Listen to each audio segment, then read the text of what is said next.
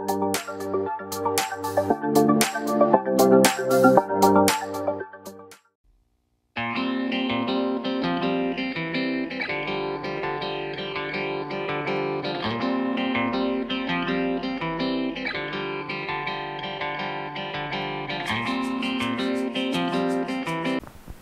Lord. पुन्हा एकदा सर्वांचं मनपूर्वक स्वागत. पास्टर मनोज तेरोरे मिनिस्ट्रीज या यूट्यूब चॅनलमध्ये. या चॅनलला आपण लाईक करूयात, सबस्क्राईब करूयात आणि अधिकाधिक लोकांपर्यंत हे चॅनल आपण शेअर करूयात, जेणेकरून परमेश्वराचं अद्भुत, महान आणि सामर्थ्याने भरलेलं जे वचन आहे, जे अनेक लोकांच्या जीवनामध्ये अद्भुत साक्षी घेऊन येत आहे, ते अनेक लोकांपर्यंत पोहोचावं आणि अनेक लोकांच्या जीवनामध्ये हे परमेश्वराचं वचन त्यांना प्राप्त व्हावं. त्या ठिकाणामध्ये एक व्हॉट्सअप नंबर दिलेला आहे. जर तुमच्या जीवनामध्ये जर काही प्रश्न असतील, जर काही प्रार्थना असतील, तर तुम्ही त्या व्हॉट्सअप नंबरवर तुमचे प्रश्न तुम्ही सांगू शकता. त्याचप्रमाणे तुमच्या जीवनामध्ये जर काही साक्ष घडली असेल, तर ती साक्ष देखील तुम्ही त्या व्हॉट्सअप नंबरवर सांगू शकता. तुम्हाला या ठिकाणामध्ये यायचं असेल, इथली जर काही माहिती हवी असेल, जर तो नंबर लागला नाही, तर प्रार्थना विनंतीसाठी या ठिकाणामध्ये मी तुम्हाला 4 नंबर सांगत आहे. ते नंबरवर तुम्ही कॉल करू शकता. त्यातला पहिला नंबर आहे 9860274141. दुसरा नंबर आहे 9850144151. तिसरा नंबर आहे 9730319999. आणि चौथा नंबर आहे 9922882179. या नंबरवर नक्कीच तुम्ही कॉल करू शकता. परमेश्वर अद्भुतरित्या कार्य करत आहे. अनेक साक्षी घडत आहेत. एका बहिणीने पास्टरांना फोन केला आणि त्यांनी सांगितलं की त्यांची सून माहेरी निघून गेलेली आहे आणि ती परत येत नाही. पास्टर, तर तिच्यासाठी प्रार्थना करा आणि आमच्या घरामध्ये सगळं काही उत्तम आणि चांगलं व्हावं. आमचा विश्वास आहे, तुम्ही प्रार्थना कराल तर परमेश्वर कार्य करणार आहे. आणि पास्टरांनी त्या बहिणीसाठी, त्यांच्या कुटुंबासाठी प्रार्थना केली आणि परमेश्वराने त्यांच्या विश्वासाप्रमाणे अद्भुत कार्य केलं आणि त्यांची सून 2 दिवसामध्येच त्यांच्या घरी परत आली आणि ते सगळे उत्तमरित्या राहत आहेत. म्हणून आपण सर्व गौरव परमेश्वराला देणार आहोत. एका भावाने पास्टरांना सांगितलं होतं की त्याला जॉबची गरज होती. त्या भावाने सांगितलं की पास्टर, माझ्यासाठी प्रार्थना करा, कारण की एक पण जॉब मला त्या ठिकाणामध्ये मिळत नाही. आणि पास्टरांनी त्या भावासाठी प्रार्थना केली आणि परमेश्वराने त्या ठिकाणी देखील काम केलं आणि 2 ठिकाणातून त्या भावाला जॉब आले. आणि तो म्हणाला की एका ठिकाणातून येत नव्हतं, पण आता 2 ठिकाणून आले आणि परमेश्वराने माझ्याकडे निवड दिली की मी आता कुठल्या ठिकाणामध्ये जावं. म्हणून आपण सर्व गौरव परमेश्वराला देणार आहोत. आज आपल्यामध्ये सिद्धराम कुंभार हे आपल्यामध्ये आलेले आहेत. ते यावेळेस पुढे येतील. कुंभार हे सोलापुरातूनच आलेले आहे. त्यांच्या जीवनामध्ये साक्ष अशी आहे की 2 महिन्यापूर्वी त्यांच्या डोळ्यांना त्रास होत होता आणि अद्भुतरित्या म्हणजे त्यांचे त्या ठिकाणामध्ये त्यांना दिसेनासं झालं आणि 2 महिन्यापासून ते कुठलेही काम करू शकत नव्हते. त्यांचा बिझनेस त्यामुळे बंद पडला आणि अशा सगळ्या परिस्थितीमध्ये त्यांच्यासमोर एक प्रश्न होता की डोळ्याचं ऑपरेशन करायचं. आणि ऑपरेशन करण्यासाठी त्यांच्याकडे पैसे नव्हते, पण त्यांच्या मनामध्ये एक इच्छा होती की ऑपरेशन जर करायचं तर चांगल्या डॉक्टरांकडनं, जे एकदम नावाजलेले त्यांच्याकडूनच ऑपरेशन करून घ्यायचं. पण पैसे नसल्यामुळं ते म्हटलं आता काय करायचं. पण एक मार्ग त्यांच्याकडे होता. ते या ठिकाणामध्ये चर्चमध्ये आले. पास्टरांकडनं त्यांनी प्रार्थना करून घेतली आणि प्रार्थना करून घेतल्यानंतर पुन्हा 1 आठवड्यानंतर त्यांना ऑपरेशन करायचं होतं, पण पैशाची काही तरतूद झाली नाही. आणि मग त्यांनी ठरवलं, गव्हर्मेंट हॉस्पिटल आहे त्या ठिकाणामध्ये आपण जाऊयात, त्या ठिकाणामध्ये फ्रीमध्ये त्या ठिकाणामध्ये ऑपरेशन त्या ठिकाणामध्ये करतील. आणि म्हणून त्यांनी ठरवलं दुसऱ्या दिवशी दवाखान्यामध्ये जायचं आणि त्या ठिकाणामध्ये गव्हर्मेंट हॉस्पिटलमध्ये जाऊन ऑपरेशन करून घ्यायचं. आणि ज्यावेळेस ते गव्हर्मेंट हॉस्पिटलमध्ये दुसऱ्या दिवशी ऑपरेशन करण्यासाठी जाणार होते, पण एक विश्वास त्यांच्या मनामध्ये होता. त्यांनी त्यासाठीच प्रार्थना करून घेतली होती की मला प्रायव्हेट चांगल्या डॉक्टरकडनंच ऑपरेशन करून घ्यायचं आहे. आणि परमेश्वराने त्यांचा तो विश्वास बघितला आणि ते दवाखान्यामध्ये जायच्या आधीच त्यांच्या मुलाच्या मित्राचा फोन त्यांना आला आणि त्यांनी सांगितलं की तुम्ही गव्हर्मेंट हॉस्पिटलमध्ये जाऊ नका, सोलापुरामध्येच नावाजलेले एक डॉक्टर आहेत, त्यांच्याकडे आपण जाणार आहोत, त्यांच्याकडे तुमचं ऑपरेशन करणार आहोत आणि त्यासाठी तुम्हाला 1 रुपया देखील खर्च येणार नाही. आणि परमेश्वराने त्या चांगल्या डॉक्टरांकडे त्यांना नेलं. त्यांची इच्छा होती ती पूर्ण केली आणि ऑपरेशन देखील सक्सेसरित्या पूर्ण यशस्वी झालं. म्हणून आपण सर्व गौरव परमेश्वराला देणार आहोत. आपल्यामध्ये सिस्टर अवचारे आहेत, त्यावेळेस पुढे येतील. Praise Lord. परमेश्वराच्या नावाला पण धन्यवाद देऊयात. सिस्टर अवचारे हे आपल्या चर्चमधीलच आहेत आणि त्यांची एक साक्ष आहे की त्यांना एक जागा खरेदी करायची होती. त्यांचा मुलगा जो आहे संदेश अवचारे आणि हे सगळेजण मिळून त्या ठिकाणामध्ये प्रयत्न करत होते ती जागा त्यांना घेण्यासाठी. पण 5-6 महिने झाले ती जागा त्यांना घेण्यासाठी त्या ठिकाणामध्ये पैसे उपलब्ध होत नव्हते. वेगवेगळे प्रॉब्लेम्स त्या ठिकाणामध्ये येत होते. पण ते परमेश्वराच्या मंदिरामध्ये विश्वासाने येत आहेत. त्यांनी पास्टरांकडनं या ठिकाणामध्ये प्रार्थना करून घेतली आणि परमेश्वराने त्यांनी केलेल्या प्रार्थनेचं उत्तर त्यांच्या विश्वासाच्याद्वारे दिलं आणि जी गोष्ट अशक्य अशी वाटत होती ती गोष्ट शक्य झाली आणि जी जागेची त्यांना खरेदी करायची होती ती जागा त्यांनी खरेदी केली. म्हणून आपण सर्व गौरव परमेश्वराला देणार आहोत. आणि तोच अद्भुत परमेश्वर आज पुन्हा एकदा वचनाच्या द्वारे आपल्याशी बोलत असताना पण जोरदार आणि स्वागत करूया पास्टर मनोज तेलोरे यांचं. ख्रिस्त येशूमध्ये आपल्या सर्वांचं पुन्हा एकदा स्वागत करतो. महिमा देतो प्रभूला. आज सकाळी तो आमच्यामध्ये हजर आहे. ज्या कठीण दिवसामध्ये आम्ही येऊन थांबलो, मला गत दिवसामध्ये ज्या घडामोडी जगामध्ये घडत आहेत, पेपर उघडला, टीव्ही लावलं, तर एक भीतीदायक वातावरण विशेषतः महिला वर्गांमध्ये निर्माण झालं. आणि अशा परिस्थितीमध्ये एका बहिणीनं मला कॉल केला आणि त्याने सांगितलं की बाळक साहेब, ही सगळी परिस्थिती जी अशा पद्धतीची निर्माण झाली, मग या सगळ्या परिस्थितीला का समाज म्हणून आपण बदलू शकत नाही का? या तरुणांसाठी किंवा या बहकून जाणाऱ्या, भरकटून जाणाऱ्या लोकांसाठी तुमच्याकडे काही संदेश नाही का? आणि मला तिचं जे मत ते ऐकल्यानंतर मला थोडंसं वाईट वाटलं, नाही का? आज सकाळी सुद्धा तुम्ही बघितलं तर आश्रमात राहणारी 10 वर्षाची मुलगी, आश्रम सांभाळणाऱ्या व्यक्तीनंच तिच्यावरती बलात्कार केला. आमची लेकरं सुरक्षित नाहीत. आणि अशा परिस्थितीमध्ये समाज म्हणून किंवा मंडळी म्हणून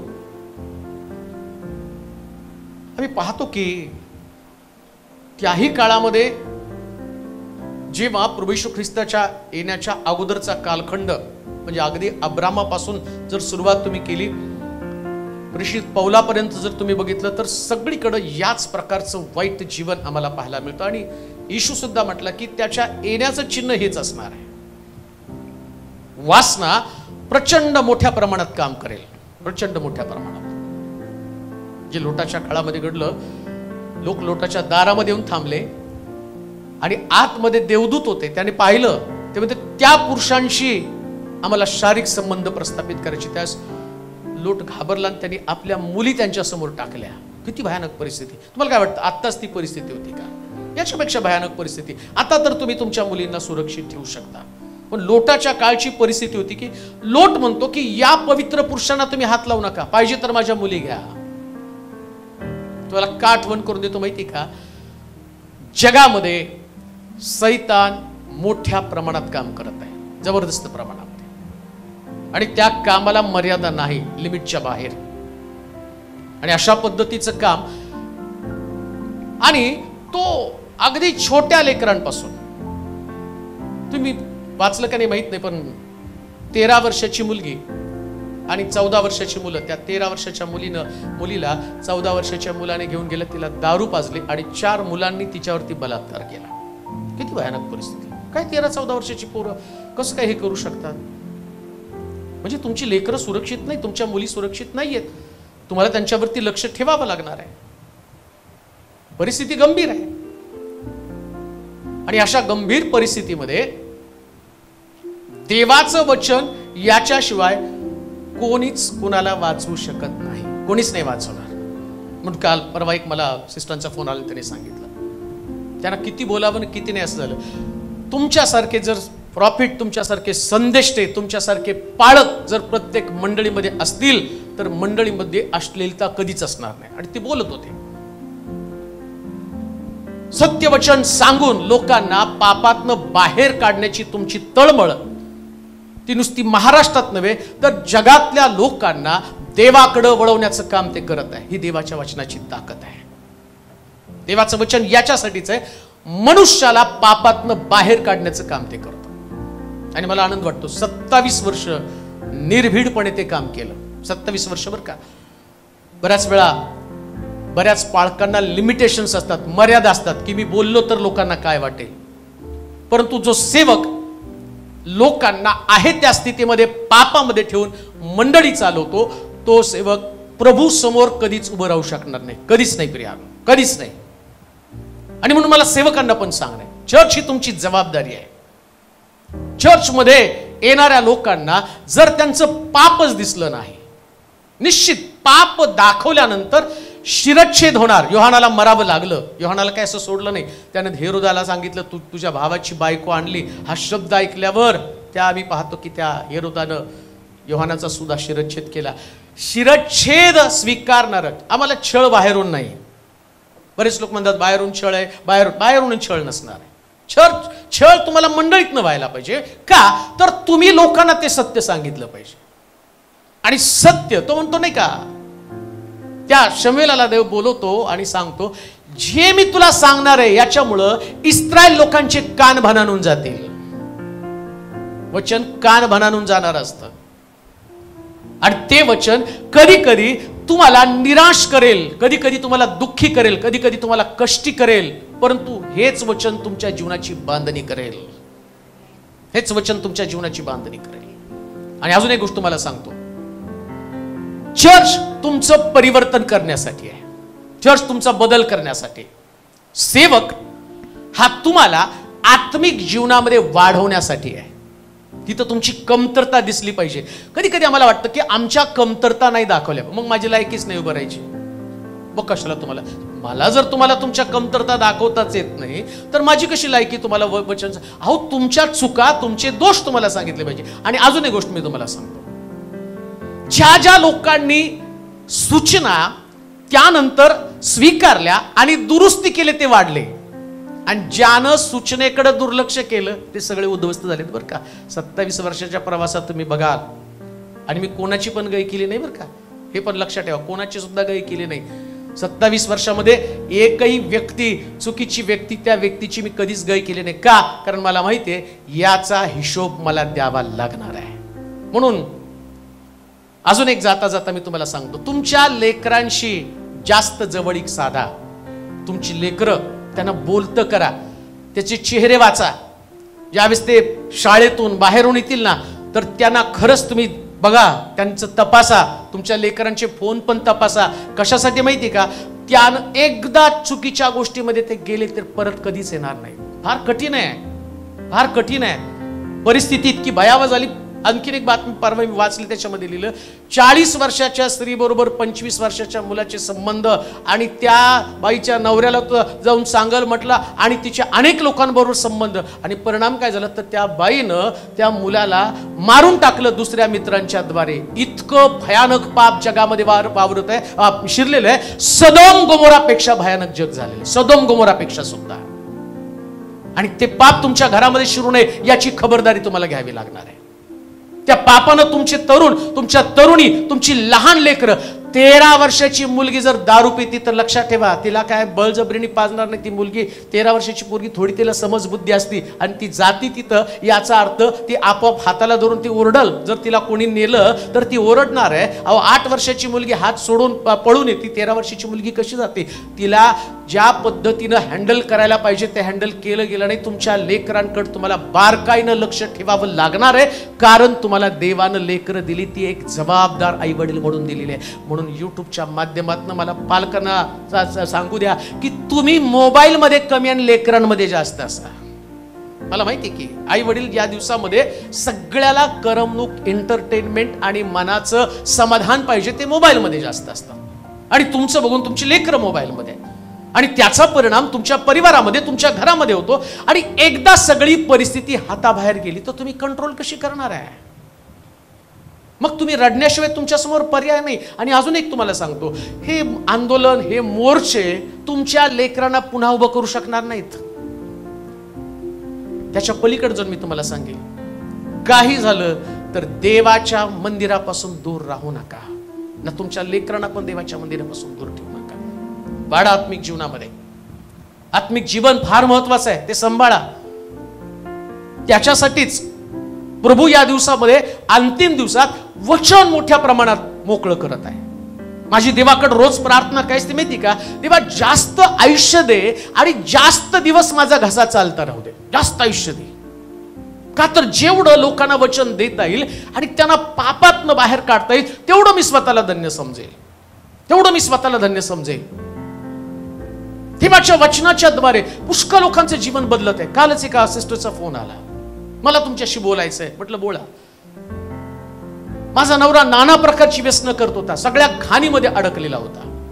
पुष्कळ पद्धतीने मी त्याला समजावून सांगण्याचा प्रयत्न केला, पण तो बाहेर पडत नव्हता. एकदा त्याला बसवलं आणि त्याला म्हटलं हे व्हिडिओ बघ, हे युट्यूबचा संदेश ऐक, हा व्यक्ती काय सांगतो ते ऐक. ते म्हटले की माझा नवरा ज्याच्याकडे अनेक प्रकारची तंबाखू, गुटखा, दारू, आणखीन कुठली कुठली व्यसन होती माहित नाही, आणि कुठल्या संगतीमध्ये होता, तो घरामध्ये पण नीट थांबत नव्हता. परंतु त्या दिवशी त्यानं देवाचं वचन ऐकलं आणि देवाचं वचन 1, 2, 3 व्हिडिओ त्यांनी पाहिले आणि त्याच्या बायकोकडे येऊन तो म्हटला आजपासून मी या कुठल्याच व्यसनाला हात लावणार नाही. त्यांनी सगळ्या गुटख्याच्या पुड्या काढल्या आणि कचऱ्यामध्ये टाकून दिल्या. ती म्हटली बाहेर गेल्यावर तू करशील का? नाही ग, आता जे ऐकलं ना यानं माझ्या चुका मला कळाल्यात आणि मला आता ते जीवन जगायचं नाही, तर मला आता हे जीवन जगायचंय. लक्षात घ्या, देवाचं वचन ऐकून लोकांचं जीवन बदललं जात आहे. आमच्यामध्ये देखील रोज बदल व्हायला पाहिजे. एक थोडीशी संधी सैतान तुमच्या जीवनामध्ये शोधतो, थोडीशी बारीक, त्याला जास्त काही नसतं. फक्त हवेनं म्हटलं ना, या देवानं सांगितलं या फळाकडे पाहू नको, त्याला हात सुद्धा लावू नकोस. देवानं खाण्यासंबंधाने सांगितलं, एक जास्तीचा शब्द, त्याला काय नव्हतं, फक्त एक शब्द एक चूक आवश्यक आहे. ती चूक जर मला मिळाली, एदेन बागेतनं काढून टाकणार. एक चूक, तुम्हाला देवाची जागा, देवाचं ठिकाण, जी आनंदाचं ठिकाण, ते ठिकाण त्या ठिकाणातनं देव तुम्हाला काढून टाकतो. कारण देवाला चुकीच्या गोष्टी आवडत नाहीत. नाही आवडत देवाला चुकीच्या गोष्टी. देव पवित्र आहे. आम्ही गायलं ना गाणं, आणि काल गाणं बसवत असताना मला माहिती की आपण सगळेजण बसलो, त्यास म्हटलं की ते गाणं बसणार नाही. सगळ्यांचं मत होतं की ते गाणं बसणार नाही. चुकत होतो बऱ्याच वेळा, आणि मग आपण नाही घ्यायचं. मी म्हटलं नाही, घ्यायचं. का घ्यायचं? कारण ती गरज असते. ती गरज असते. ते चुकीचं बसत नव्हतं. कुठंतरी चाल चुकायची, कुठंतरी बीट चुकायच्या. परंतु आता तुम्ही बघितलं, जेव्हा आम्ही गायलं तेव्हा देवाची समक्षता उतरून आली. हे देवाच्या समक्षतेमध्ये माणसाला बदलण्याचं काम केलं जातं. मला माहिती की कोणत्या गोष्टी ह्या सिस्टमॅटिक किंवा ऑटोमॅटिक नसतात, आणि मी पहिल्यापासून ऑटोमॅटिक किंवा सिस्टमॅटिक नसतो. पवित्र आत्मा जसं चालू. बरं, मला माहिती आहे ना, इथं मी गायल्यानंतर काय त्या लोक काय, त्यांना काय माहिती चूक गातो का बरोबर गातो. मुळात ते एवढे तज्ञ आहेत का त्यांना सगळं समजायला? आणि एवढे तज्ञ असते तर तुमच्या हातात माईक असतात, माझ्या हातात कशाला माईक असतात? तुम्हाला काय कळत? तुम्हाला डोमलं कळत नाही. मी नसलो तुम्ही गायलं तर माझ्यात सांगतात तुम्ही किती छान गायलं. त्यामुळे एक गोष्ट ध्यानात ठेवा, जेव्हा देव काम करतो ते अद्भुत असतं. अद्भुत, त्याच्यासारखं दुसरं कोणतं नसतं. आता माझा विषय तो नाही. पांढरे सिस्टरने मला एक विषय पाठवला होता. कुणीतरी त्यांना सांगितलं होतं मिठाचा खारटपणा परत कसा आणता येईल. आणि मला असं वाटलं मी तो संदेश दिलेला आहे, पण माझ्या वहीत मी ते कुठंतरी बोलतो, ते लोक ऐकतात आणि आठवण होतात, तो संदेश येऊ द्या. मिठाचा खारटपणा परत कशाने आणता येईल. मिठाचा खारटपणा गेला तर परत कशाने आणता येईल. मिठाचा खारटपणा जातो. आणि मग ते म्हटलं की नाही, आम्हाला तो संदेश आवश्यक आहे. अजून तुम्हाला सांगतो, या दिवसामध्ये लोकांच्या मागण्या एवढ्या वाढल्यात. आता नगरची मीटिंग आहे, त्यांनी पाठवून दिलं. ते म्हटले की तो संदेश पाहिजे की जो संदेश अजूनपर्यंत कोणी प्रीच केला नाही.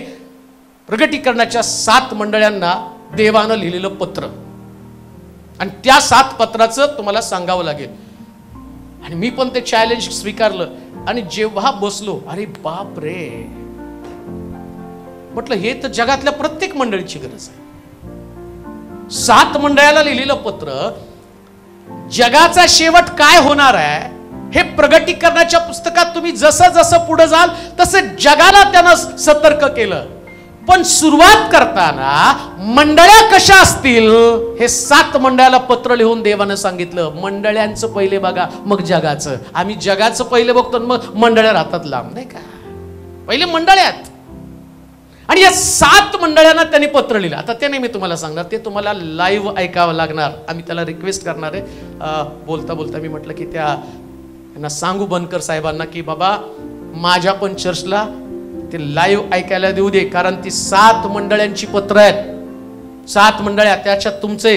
आणि मला माहिती आहे ते एकदा सांगितल्यावर मी इथं सांगणार नाही, ते जाणार आहे. तुमचं मिस होऊ नये याच्यासाठी प्रयत्न करत आहोत. आम्ही फार एफर्ट्स घेत आहोत की बाहेर गेलेले संदेश, एक गोष्ट लक्षात ठेवा, जे तुम्हाला सांगतो ना ते बाहेर सांगितल्यावर ते तुम्हाला परत कधी ऐकायला मिळत नाही. असे कितीतरी संदेश मिस झालेत, गेलेत, की जे चांगले चांगले डॉक्टरीन, सिद्धांत, ज्याच्याद्वारे तुमचं आत्मिक जीवन कसं प्रभूशी एकरूप होईल या पद्धतीने मी प्रयत्न करत असतो. माझं ज्ञान, माझी बुद्धी किंवा मला काय माहिती आहे हे सांगण्याची माझी धडपड नसते. माझी इच्छा असते की लोकांनी देवावरती प्रेम करावं, देव आणि ते एकरूप व्हावे. देवाचं वचन याच्यासाठीच आहे. आणि ज्याला व्हायचंच नाही तो, बघा आता मी परवाचा संदेश सांगितलं ना, गेल्या रविवारचा काय होता, नियमशास्त्र जुना करार झाला नाही, होणार नाही. तरी एकाने मला मेसेज केला, तरी त्याचा मेसेज आला, एवढं कठीण कोण पाळणार. मी सांगितलं ना पाळता येत नाही, पण ईश्वर पाळून दाखवलं. आणि मग त्याने म्हटलं वचन काढून दाखवलं. पौल म्हणतो नाही का ठिकाणामध्ये, ख्रिस्ताच्या द्वारे नियमशास्त्राची समाप्ती. कोण म्हटलं? पौल. आणि येशू काय म्हटला? काना मात्रा. मग पौल महत्वाचा की येशू महत्वाचा आहे? पौलानं कोणत्या परिस्थितीमध्ये बोललं ते बघत नाही, येशूनं त्याची किती निकड आहे ते सांगितलं. ते म्हणजे मुळामध्ये लोकांना काय पाहिजे माहिती का, जे हे पाळता येत नाही ना, कोणी जर सांगितलं ना पाळू नका, संपलं म्हणलं की त्यांनी सांगितलं ना, येशूचं पौलाने सांगितलं ठीक आहे, येशूनं सांगितलं त्याचं काय. मग पौल स्वर्गात नाही आला, कोण स्वर्गात नाही आला? आता मी त्याच्यात जाणार नाही, माझा तो वेगळा विषय होईल, समाप्ती कशी झाली काय झालं त्याच्यामध्ये ते जाणार नाही. पण प्रश्न, ज्याला बदलायचंच नाही त्याला येशूला तरी बदलणार नाही हो. मग मी तेलोरे पाळकांनी तिथं भिंतीवर डोकं आपटून जरी म्हणलं ना पूर्ण झालं तरी सुद्धा कोणी बदलणार नाही. आणि ज्याला बदलायचंय त्याला एक छोटस वचनच बदलून टाकतं. प्रिया, एक छोटीशी प्रार्थना, एक छोटस वचन, आणि त्या वचनाच्या द्वारे आमचं जीवन या दिवसामध्ये घडलं पाहिजे. आज विषय असेल मिठाचा खारटपणा परत कसा आणता येईल. कशाचा? मिठाचा खारटपणा. म्हणजे मिठाचा खारटपणा जातो. मिठाचा खारटपणा. आणि तुम्ही कोण आहात? मीठ आहे का पीठ आहे? तुम्ही पृथ्वीचे मीठ आहात. मग त्याचं शुभवर्तमान 5वा अध्याय 13 वचन वाचा. हा, तुम्ही पृथ्वीचे मीठ आहात. हा. पण जर मिठाचा खारटपणाच गेला तर तो खारटपणा त्याला कशाने आणता येईल? कशाने आणता येईल? पुढे ते बाहेर फेकले जाऊन माणसांच्या पायाखाली तुडविले जाण्यापलीकडे त्याचा कसलाच उपयोग नाही. आता काय घडलं माहिती का, इथं मत्त्याच्या शुभवर्तमानामध्ये येशू ख्रिस्तानं शिष्यांसमोर एक प्रश्नचिन्ह निर्माण केलं. तर तुम्ही पृथ्वीचे मीठ आहात.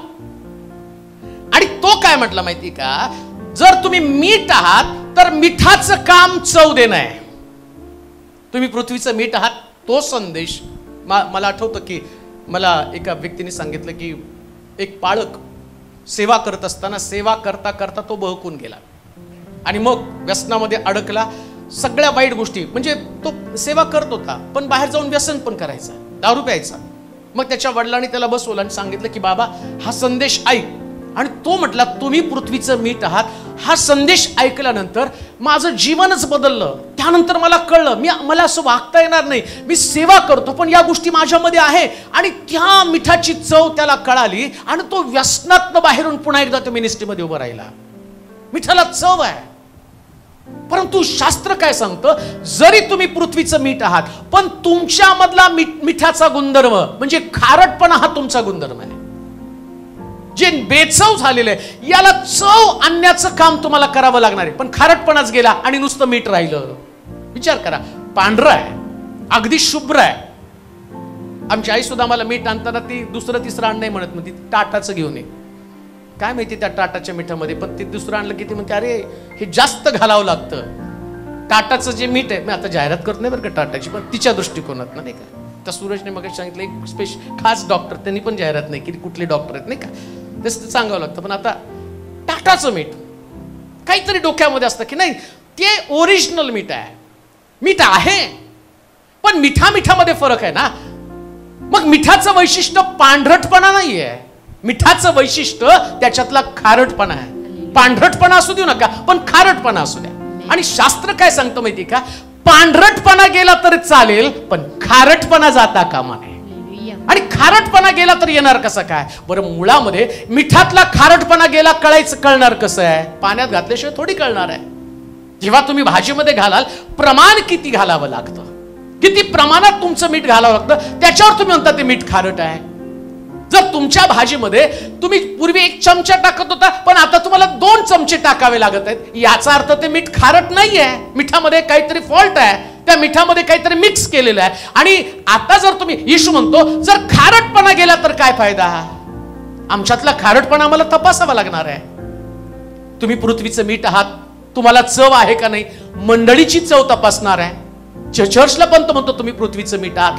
या परिसरामध्ये, या शहरामध्ये, महाराष्ट्रामध्ये तुमची मंडळी हे मिठाचं काम करत आहे. आता मंडळीला पण चव आहे का नाही तपासलं पाहिजे. आणि मंडळीची पण चव जाते, विश्वासणाऱ्यांची पण चव जाते, पण परत येणार कशी काय, हा मोठा प्रश्न आहे.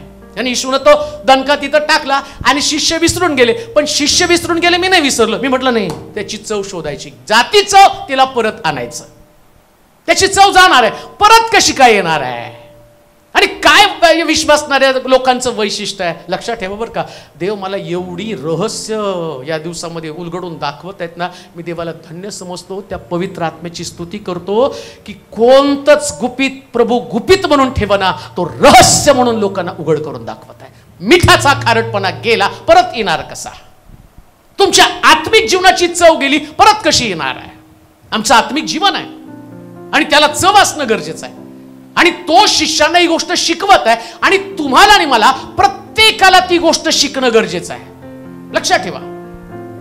मी पुन्हा तुम्हाला सांगतो, तुम्ही जे दिसतं ते बनू नका. हे पांढरटपणा हे वर दिसणारी गोष्ट आहे. पांढरटपणा म्हणजे तुमचं वरवरचं धार्मिक जीवन आहे. आणि ऍक्च्युली जे मीठ आहे ते मीठ जर तुम्ही बघितलं तर ते त्याला कुठल्याही प्रकारचं आणि वास नाहीये, पण त्याला चव आहे. वास नाही, त्याला चव आहे.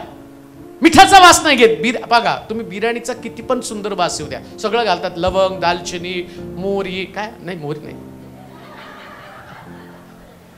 कोणी तर लिहून घ्यायचं तिथं, अरे मोहरी पण घालतात, आमच्याकडे घालत नाही. सॉरी बरं का, मी काही बिर्याणी बनवत नाही, पण घालता तुम्ही लवंग, दालचिनी, अजून तमालपत्री, अजून काय जायफळ, हा काय तर घाला, पण वास आहे का नाही सगळ्याला. बघा तुम्ही सगळं घालता आणि त्या वासानं एवढा मंत्रमुग्ध होता. अरे बिर्याणी तयार, बिर्याणी तयार, आणि सगळं घातलं आणि मीठच नाही घातलं. वास आहे पण चव नाही. मग एवढी सगळी सुंदर बिर्याणी तुम्ही खाल का, चवच नाही ना. तसं चर्च हे सुंदर आहे, आराधना सुंदर आहे, वचन सुंदर आहे, वाद्य सुंदर आहे, लाइटिंग सुंदर आहे, बिल्डिंग सुंदर आहेत, आतमधले लोक सुद्धा अट्रॅक्टिव्ह आहेत, पण मूळ जे आहे ती चव, ते मीठ, आणि ती मिठाची चव तुम्हाला आज देवाच्या वचनातनं पाहायचं की खारटपणा गेला तर आणायचा कसा काय. तो खारटपणा नेमका काय आहे पुन्हा मी तुम्हाला सांगतो.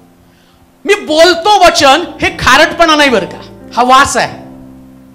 लोक वासाने एवढ्या लांबून आलेत नाही का, कोल्हापूर अजून कुठनं आलेत, लांबून वास, त्यांनी फक्त वास घेतला, पण चव पण घ्यायला पाहिजे ना माझी. आणि म्हणून बायबल सांगतं परमेश्वर किती चांगला आहे याची चव. आम्ही म्हणतो परमेश्वर किती चांगला आहे याचा अनुभव घेऊन पहा. इंग्लिश मध्ये म्हटलं ओ टेस्ट अँड सी. टेस्ट म्हणजे चव. देवाची तुम्हाला चव, वास नाही.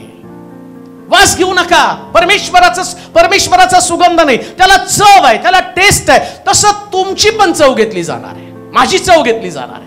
मी पर्सनली जस्ट माझं आणि तुमचे रिलेशन असतील ना, त्या रिलेशन मध्ये तुम्हाला दिसणार आहे खरी माझी चव काय आहे. तोपर्यंत तुम्ही फक्त वासानच तल्लीन होऊन जाल. आणि लक्षात ठेवा, कोणताही वास तुमच्या जिभेला नाही, तो फक्त तुमच्या असणाऱ्या नाकाला आनंद देतो, परंतु आतमध्ये जाण्यासाठी जी आवश्यक गोष्ट आहे ती चव आहे. आणि शास्त्र सांगतं जर खारटपणा गेला, पुन्हा मी तुम्हाला सांगतो, तुमची ओळख खारटपणा, मिठाची ओळख खारटपणा, आणि हा खारटपणा जाता कामा नये. आणि तो गेला ओळखायचं कसं? एखाद्या व्यक्तीमध्ये, विश्वासणाऱ्या व्यक्तीमध्ये, मंडळीमध्ये तो खारटपणा आहे का नाही हे ओळखणार कसं? तोपर्यंत सगळ्या मंडळीला वाटतील चव आहे, चव आहे, चव आहे, चव आहे. प्रत्येक व्यक्तीला वाटतं माझ्यामध्ये चव आहे, माझ्यामध्ये चव आहे. पण जेव्हा तुम्ही बायबल उघडता त्यास तुम्हाला कळतं तुमच्यातली चव निघून गेलेली आहे, निघून गेलाय. वाचूया कशानं हा खारटपणा परत कसा काय आणायचा? मार्काचं शुभवर्तमान 9 अध्याय 50 वचन. मार्काचं शुभवर्तमान 9 अध्याय 50 वचन. मीठ चांगला पदार्थ आहे, परंतु मिठाचा खारटपणा गेला. आता पहा, मीठ चांगला पदार्थ आहे, परंतु मिठाचा खारटपणा गेला. मिठाचा खारटपणा गेला तर त्याला रुची कशाने आणाल? त्याला रुची कशाने आणाल? तुम्ही आपणामध्ये मीठ असू द्या, मीठ असू द्या व एकमेकांबरोबर शांतीने राहा. म्हणजे मीठ आहे ओळखायचं कसं? एकमेकाबरोबर शांती म्हणजे मीठ आहे. कसं येशू बघा तिथं बोलला मिठाचा खारटपणा गेला तर परत, पण त्याचं उत्तर कुठं दिलं बघा? तिथं शिष्यांसमोर प्रश्न टाकला, मिठाचा खारटपणा गेला तर त्याला चव कशाने आणता येईल? आणि इथं तो प्रश्नचिन्हाचं उत्तर देताना म्हणतो की तुमची जर एकमेकाबरोबर, काय शब्द वाचा बरं परत? तुम्ही आपणामध्ये मीठ असू द्या व एकमेकाबरोबर शांतीने राहा. ज्यांच्याकडं एकमेकाबरोबर शांतीनं राहण्याची सवय नाही त्यांची चव निघून गेली. किती सोपं आहे. आता मीठ आहे का बघा? तुम्ही कोण आहे? कोण आहे तुम्ही? पृथ्वीचं मीठ. आणि मीठ आहे म्हणजे काय असलं पाहिजे? शांती. एकमेकाबरोबर शांती. एकमेकाबरोबर शांती असली तर तुमच्यात मीठ आहे. आणि आज जर तुम्ही बघितलं परिवारामध्ये सुद्धा गोंधळ आहे, शांती नाहीये. कोणत्या गोष्टी शांती तुटलेली आहे? मुळामध्ये शांतीभंग करणाऱ्या गोष्टी कोणत्या? आता हे शिकवतो कोणाला माहिती का? शिष्यांना तो बसून शिकवायला लागला. का? प्रॉब्लेम शिष्यांमध्येच आहे, प्रॉब्लेम बाहेर नाही. त्याने या गोष्टी जगाला नाही सांगितलं. तो म्हटला तुम्ही जगाचं मीठ आहात, म्हणजे जगात शांती नसेल. जगाला नाही म्हटलं त्यांनी, सगळ्या बोलवलं आणि एवढ्या लोकांना संदेश, तुम्ही सगळे पृथ्वीचे. आता जग जर पृथ्वीचं मीठ असतं तर एवढा गोंधळ झाला कशाला असता? आज प्रश्न सगळ्यात मोठा तो आहे. त्या मुलानं किंवा तो जो शाळेमध्ये काम करणारा जो व्यक्ती आहे त्या व्यक्ती संबंधाने विचार केला तर तुम्हाला त्या 4 वर्षाच्या लेकरांवर त्यांनी बलात्कार करावं असं काय कारण घडलेलं आहे? आणि अजून त्याच्या घरच्यांनी चौकशी करून सांगितली त्याच्यात 2 लग्न झाली, ते दोन्ही लग्न त्या बायकांनी त्यांना पसंत पडल्या नाही आणि तो म्हटला चांगलं नाही म्हणून त्याला सोडली. 3री बायको ती पण प्रेग्नंट आहे. आणि एवढं करून त्या मुलाच्या अंतःकरणामध्ये या लहान लेकरांसंबंधानं विकृती निर्माण झाली कशी? याचं कारणच आहे चव नाही हो जीवनाला, शांती नाहीये. या शांतीसाठी तर त्याला पत्नी करून दिली. एक पत्नी झाली शांती नाही, 2री पत्नी झाली तरी त्याला शांती नाही. आणि त्याच्यानंतर आम्ही पाहतो त्याच्यातली विकृती काय? बलात्कार त्यानं केलेला आहे. शांती नाहीये. शांती मनुष्य जोपर्यंत देवाशी जोडला जात नाही तोपर्यंत शांती येत नाही. शांतीसाठी देवाशी जोडलं गेलं पाहिजे. आणि शांतीचा स्वभाव लक्षात ठेवा, एका व्यक्तीमध्ये शांती आहे म्हणजे खारटपणा आहे. तर जर दैवी स्वभाव त्याच्याकडे असेल तरच त्याच्यामध्ये शांती असणार आहे. जर तुमच्यामध्ये शांती आहे तर तुमच्यामध्ये खारटपणा आहे. कोणत्या कारणामध्ये तुमच्यामध्ये अस्वस्थता? पाप मनुष्याची शांती तोडण्याचं काम करतं. पहिली गोष्ट लक्षात ठेवा, जेव्हा पाप येतं ना ते पहिलं काम काय करतं तर तुमच्या मनाची शांती भंग करण्याचं काम करतं. दावीद पीसफुल लाईफ जगत होता. दाविदासारखं शांतीचं जीवन कोणाकडे नाही. दाविदानं जी सगळी शांतीची स्तोत्र लिहिली तर त्याच्यामध्ये सगळं शांती संबंधानं तो बोलत आहे. पण दाविदाची सुद्धा शांती भंग पावली कधी? जेव्हा त्यानं त्या खिडकीतनं त्या स्त्रीकडं उघड्या नजरेनं पाहिलं आणि त्याच्या मनाची शांती भंग पावली. शांती जेव्हा तुमच्यातली चव जाती त्यास तुम्ही बऱ्याचशा गोष्टीनं अस्वस्थ बनता, बेचैन बनता की देवाची तुमची संगती तुटली जाते. शांती तुटली याचा अर्थ देवाची तुम्ही देवापेक्षा कोणत्या गोष्टीला महत्व दिले याच्यावर तुमची शांती अवलंबून आहे. माझी शांती आज तुटली का? लक्षात ठेवा, शास्त्र काय सांगतं? शिष्यांसंबंधानं तो म्हटला की तुमची एकमेकाबरोबर, वाचा वचन परत, मीठ चांगला पदार्थ आहे, मीठ चांगला पदार्थ आहे, परंतु मिठाचा खारटपणा गेला, मिठाचा खारटपणा गेला तर त्याला रुची कशाने आणाल? त्याला रुची कशाने आणाल?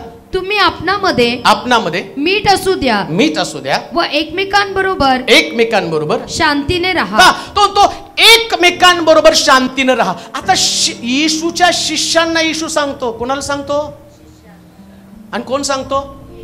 मला तर किती सांगावं लागेल, कोण सांगतो? येशूनं एवढे मोठे चमत्कार केले तरी शिष्य गोंधळ करत होते, माझ्याकडनं तर काही घडत नाही. आणि येशू शिष्यांना काय म्हणतो? शांतीने राहा, एकमेकाशी. अशी कोणती गोष्ट येशू त्यांच्याकडे पाहत होता की यांच्यामध्ये शांती नाही? जगामध्ये, मंडळांमध्ये, परिवारांमध्ये हाच प्रॉब्लेम आहे. परिवाराची चव गेली, मंडळांची चव गेलेली आहे. मंडळांमध्ये पण मीठ नाही, परिवारामध्ये पण मीठ नाहीये. जास्तीत जास्त कॉल कसे, आमच्या घरात शांती नाही, आमच्या कुटुंबामध्ये वाद आहेत, आमचं एकमेकाशी पटत नाही, नवऱ्याचं पटत नाही, बायकोचं पटत नाही, सगळ्यांचं एकमेकाशी पटत नाही, परिवारामध्ये पटत नाही, भावाचं भावाशी पटत नाही, बहिणीचं बहिणीशी पटत नाही, जावचं जावीशी पटत नाही, नंदेचं बहिणीचं आणि भाऊजे, ननंद भाऊजे यांचं एकमेकाशी काय आता नाती काय घेऊन बसायचं, पटत नाही हे महत्वाचं आहे नाही का? कोणाचंच कोणाशी पटत नाही. मंडळांमध्ये बघितलं तर तिथं मंडळांचं पाळकाचं पटत नाही, पटत नाही. तुम्ही जा बाहेर चर्चमध्ये बघा, परिस्थिती कठीण आहे. आणि मग त्याच्यामध्ये मला कोणीतरी सांगितलं की, मला म्हटलं पाळक साहेब तुमची मीटिंग ठेवायची, तारीख पक्की करा, तारीख पक्की करा, तारीख पक्की करा. करून ठेवली पक्की, आणि त्या तारखेला पाळकाचा फोनच आला नाही, कारण पाळकाला गायब केलं मंडळीनं. मीटिंग ठेवत असताना सुद्धा मीटिंग का तर ते त्यांचं एकमेकाशी पटलं नाही, गेले पाळक. कशी मीटिंग ठेवणार? प्रॉब्लेम काय? शांतीच नाही ना. आणि तुम्ही पृथ्वीचं मीठ आहात, तुमच्यामध्येच वाद दिसले तर बाहेरच्या लोकांना तुमची काय चव दिसणार आहे? जर तुमच्यातच वाद आहे, आणि तुम्ही जगासाठी आदर्श हो, तुम्ही जगासाठी आदर्श, तुमच्याकडे येऊन लोक शिकणार शांती कशी टिकवून ठेवावी, आणि तुमच्यातच नाही ना शांती. एकमेकावर तुमच्यात मीठ आहे म्हणजे तुमच्यात शांती असली पाहिजे. मग शांती ढळण्याचं कारण काय? त्यांचं कारण जे होतं ना शिष्यांमध्ये, ईर्ष्या, स्पर्धा, कोण मोठं. येशूच्या शिष्यांमध्ये नाही का, येशू नंतर मोठा कोण? येशूला तेच झालं ना. त्यांनी काय सांगितलं शिष्यांना? तुमच्यामध्ये ज्याला मोठं व्हायचं त्यानं शांती तेव्हा येते जेव्हा तुम्हाला 2 पावलं माघार घेताना तेव्हा तुमच्यात मीठ आहे समजायचं. 2 पावलं तुम्हाला माघार घ्यावी लागते. कुटुंबामध्ये तुम्हाला 2 पावलं माघारी जावं लागतं. मला कुणीतरी एका सिस्टरनं फोन केला, बाळक साहेब आमच्या पती पत्नीचं भांडण आहे, अशी प्रार्थना करा की माझ्या नवऱ्यानं मला फोन करावा. तुम्ही भांडा आणि मी अशी प्रार्थना करतो की देवा किती पण भांडलं ना तर हिच्याच नवऱ्याने हिला फोन करावा, माझ्या नवऱ्याने मला फोन करावा. अजून एकीची प्रार्थना, माझ्या सासूचं आणि ते मला खूप बोलतात, त्यांनी स्वतःहून मला फोन करा. असं घडत नसतं. शांती टिकवण्यासाठी तुम्हाला 2 पावलं पुढे जावं लागतं. तुम्हाला 2 पावलं पुढे जावं लागतं. शांती करणारे ते धन्य, त्यांना देवाची मुलं म्हणतील. तुम्हाला एकमेकाशी शांतीने राहावं लागेल. ना ईर्ष्या ना स्पर्धा. कोणी सुद्धा देवासमोर टिकवून धरू शकत नाही. का? कारण प्रभू तुमच्याकडे पाहिल्यावर म्हणतो तुम्ही शांती एकमेकाशी जोडली का? म्हणजे तुमच्यामध्ये मीठ नाही, ओळखायचं कसं? मग आता तू खारटपणा परत आणायचं तर शांती परत आणली पाहिजे. किती सोपं आहे. तो तुमचा खारटपणा गेला तर कशाने परत येईल? शांतीने. कशाने परत येईल? शांतीनं. आणि शांती ही जी गोष्ट आहे ना, या शांतीमध्ये तुम्ही म्हणाल ही शांती नेमकी आहे तरी काय हो? बाजारात मिळत असती तर बरं झालं असतं, मी 1 किलो भर तर घेऊन आलो असतो ना. ओके 2 किलो शांती द्या म्हणून. ती शांती विकत मिळत नाही. शांती हा अनुभव आहे. अनुभव आहे बरं का. तो काय अनुभव माहिती का तुम्हाला? या शांती संबंधानं जर तुम्ही बघितलं ना तर तुम्ही कोणाचे स्पर्धक नसता, तुम्ही देवाचे मित्र असता. देवाचे मित्र बना. कोणी व्यक्ती तुमच्या समोर स्पर्धेच्या दृष्टिकोनात नसता कामा नये. जेव्हा तुमच्यामध्ये स्पर्धा आणि ईर्ष्या निर्माण होते त्यावेळेस तुमची शांती तुटली जाते. अजून एक गोष्ट तुम्हाला सांगतो, माझ्या संबंधाने मी म्हणेल, मी माझ्यासारखा एकच आहे. येते का लक्षात? मी वन पीस आहे. मेन तुम्ही पण म्हणायचं तुम्ही कोण आहात? One piece. मग वन पीस आहे तर कशाला कॉम्पिटिशन? प्रश्न तोच आहे. जर तुम्ही वन पीस आहात तर तुम्हाला तुमची कॉम्पिटिशन कुणाशी कशासाठी असली पाहिजे? आणि देवानं जिथं तुम्हाला ठेवलं ना, ते देवानं तुम्हाला विचारपूर्वक ठेवलेलं आहे. हालेलुया. आणि तुमची स्पर्धा असते? का ईर्ष्या असते? का हेवे दावे असतात? का मत्सर असतो अंतःकरणामध्ये?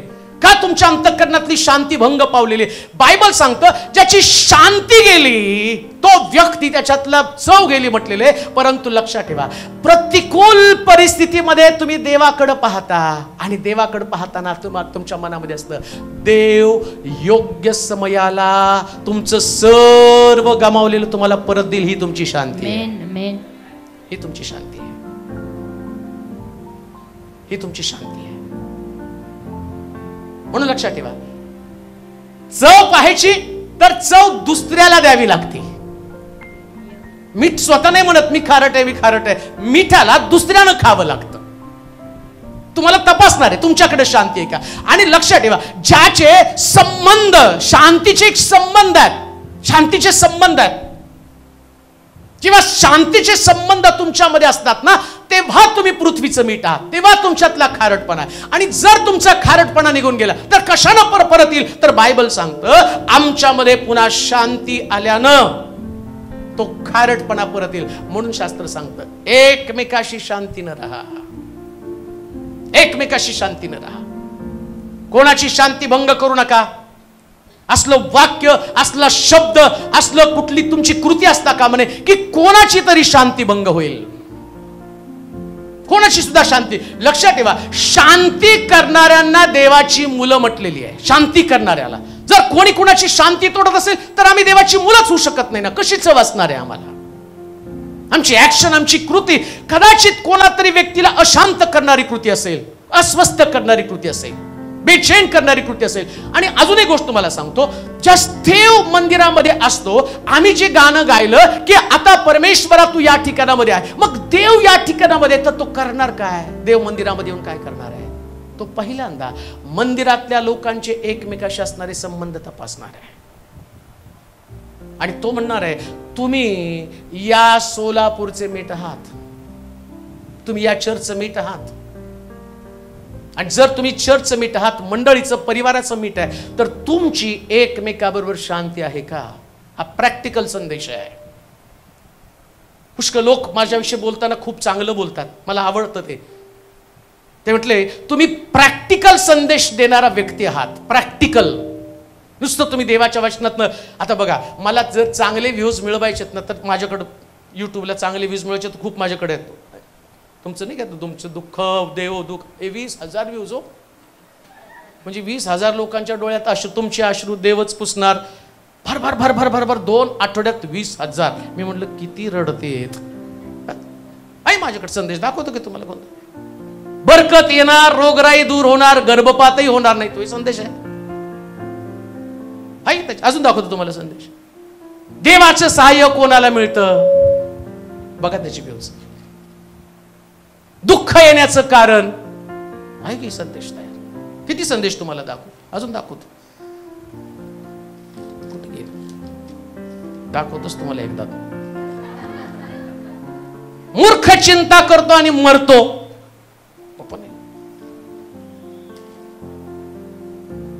सैतानाचे देवच निष्फळ करतो. संदेश तयार आहे. ते पण आहे तुम्ही खुनी आहात आणि तुम्हाला शिक्षा होणार. प्रॅक्टिकल.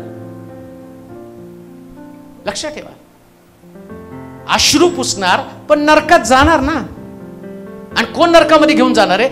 जिथं तुमचं वर्तन तुम्हाला नरकात घेऊन जाणार. तुम्हाला नरकात दुसरं कोणी नेणार? सैतान तुम्हाला नरकात नेणार नाही. त्याला माहिती मी जाणारच आहे. पण जाता जाता दोघं चौघं घेऊन जातो नाही का. असा एकटा कसा जाईल तो? दोघा चौघाला घेऊन. मग कोणाला घेऊन जाणार आहे? जिथं या ठिकाणामध्ये देवाचं वचन आम्हाला शिकवतं प्रॅक्टिकल प्रॅक्टिकल देवाचं वचन पाळण्यासाठी व्यवहार जो तुमचा आहे, एकमेकाला शांत कसं राहता येईल या ठिकाणात प्रोत्साहन दिलं पाहिजे. शांत राहिलं पाहिजे, शांती निर्माण झाली पाहिजे. आणि म्हणून खारटपणा म्हणजे तुमची शांती आहे. कोणतीच गोष्ट त्याने तुमची शांती तुटता कामा नये. कोणतीच गोष्ट प्रियानं शांत राहिलं पाहिजे. देवाच्या लोकांचं वैशिष्ट्य त्यांच्यामध्ये पीस आहे. तुम्हाला चांगलं बोललं तरी शांती ढळू देऊ नका, कौतुक केलं तरी शांती नाही ढळू द्यायची. कधी कधी कौतुक केलं की उड्या मारायच्यात, कौतुक आम्ही असं आहे. आणि कोणी तुम्हाला बोललं तरी शांती तुटू देऊ नका. लक्षात ठेवा, देवाचं मत तुमच्यावरती अवलंबून आहे. देवाचं मत तुमच्याविषयी पक्का आहे. माझ्याविषयी देवाचं मत पक्का आहे, म्हणून अशांत नाही व्हायचं. याने असं म्हटलं, त्यांना बोलू द्या ना. अहो, त्यांनी बोललं म्हणून तुमच्यावरती काय प्रभाव? तिकडं देवाचं मत तुमच्याविषयी पक्का आहे ना. तुम्ही जर चुकीचे नाहीत तर देवाचं मत तुमच्याविषयी पक्का आहे. लक्षात ठेवा, जर तुम्ही चुकीचे नाहीत तर तुमच्याविषयी देवाचं मत पक्का आहे. तुम्ही चुकीचे आहात तर देवाचं मत तुमच्याविषयी पक्कं नसणारच आहे. अजून एक संदेश माझ्याकडे आहे. तुमचं वाईट करणाऱ्यांना देव शासन करणार, हा सुद्धा संदेश आहे. फार सुंदर संदेश आहे. तो सुद्धा बनवून ठेवलाय. कधी नंबर येईल त्याची वाट बघतो मी, कारण दर आठवड्याला मला 4-5 संदेश देव नवीन देत असतो, लिहित असतो, वया भरत चाललेल्या आहेत. आणि मी ते करत असतो का माहिती का? एकदा संदेश डोक्यातनं गेला की परत येत नाही. म्हणून संदेशावर संदेश मी तयार करतो. कशासाठी? एक तळमळ आहे, मरणाच्या अगोदर जास्तीत जास्त लोकांना देवाकडे वळवावं. ही तळमळ आहे, बाकी कुठली तळमळ नाहीये. जास्तीत जास्त लोकांचं परिवर्तन व्हावं, परिवारामध्ये शांती टिकून राहावी, मंडळांमध्ये शांती टिकून राहावी. आज मंडळांची परिस्थिती अतिशय भयावह आहे. अशी आपण आराधना करत असताना देव जी गोष्ट बोलला, अरे देवाचं सानिध्य मंडळांमध्ये निघून चाललेलं आहे. करूप ठिकाण शोधत आहे. तो म्हणतो जिथं माझी किंमत नाही, जिथं पवित्र आत्म्याला वाव नाही, ते ठिकाण ते करूप उडतं. आणि कुठं तरी मी एक मंडळीचा, ज्याच्या संबंधाने 7 मंडळामध्ये एका मंडळीचं शिक्षण आणि त्याच्यामध्ये मी अभ्यास करत होतो. आणि ते अभ्यास करता करता मी गहिवरून गेलो. एक टीचिंग त्याच्यामध्ये आलं. तो त्या मंडळी संबंधाने त्या मंडळीला पत्र लिहिताना म्हणतो, तू गरीब आहेस, तू दीन आहेस, दरिद्री आहेस, तू हाल अपेष्टा सहन करणारी मंडळी आहे. त्या मंडळीला पत्र लिहिताना एकीकडं पहिल्या मंडळी संबंधानं जर बघितलं तर त्या मंडळी संबंधानं इतकं भारी सांगितलं, सगळं सांगितलं. पण दुसऱ्या मंडळी संबंधानं तो बोलताना, तू दीन आहे, तू गरीब आहे, तू दुःखी आहेस आणि तुझे 10 दिवस हाल अपेष्टामध्ये जाणार आहे. या मंडळीचं वैशिष्ट्य. परंतु हे सगळं करत असताना त्या मंडळीतला देव एक सुद्धा दोष दाखवत नाही. बऱ्याच मंडळांमध्ये दोष दाखवले, पण ती मंडळी कष्टी, गरीब आहे, दुःखी आहे, हाल अपेष्टा सहन करणारी मंडळी. आणि काही मंडळांची जर तुम्ही अवस्था बघितली तर ते धनसंपन्न आहेत, श्रीमंत आहेत, सगळं काही आहे, पण त्यांच्याकडे हाल अपेष्टा नाही. आणि तो त्या मंडळीला काय म्हणतो, जीवनाच्या पुस्तकात तुझं नाव असणार आहे. मुख्य भाग जीवनाचं पुस्तक आहे. हो, जीवनाच्या पुस्तकात जर चर्चचं नावच नसेल आणि त्या चर्चचं नाव जीवनाच्या पुस्तकात नसण्याचं कारण काय माहितीये का?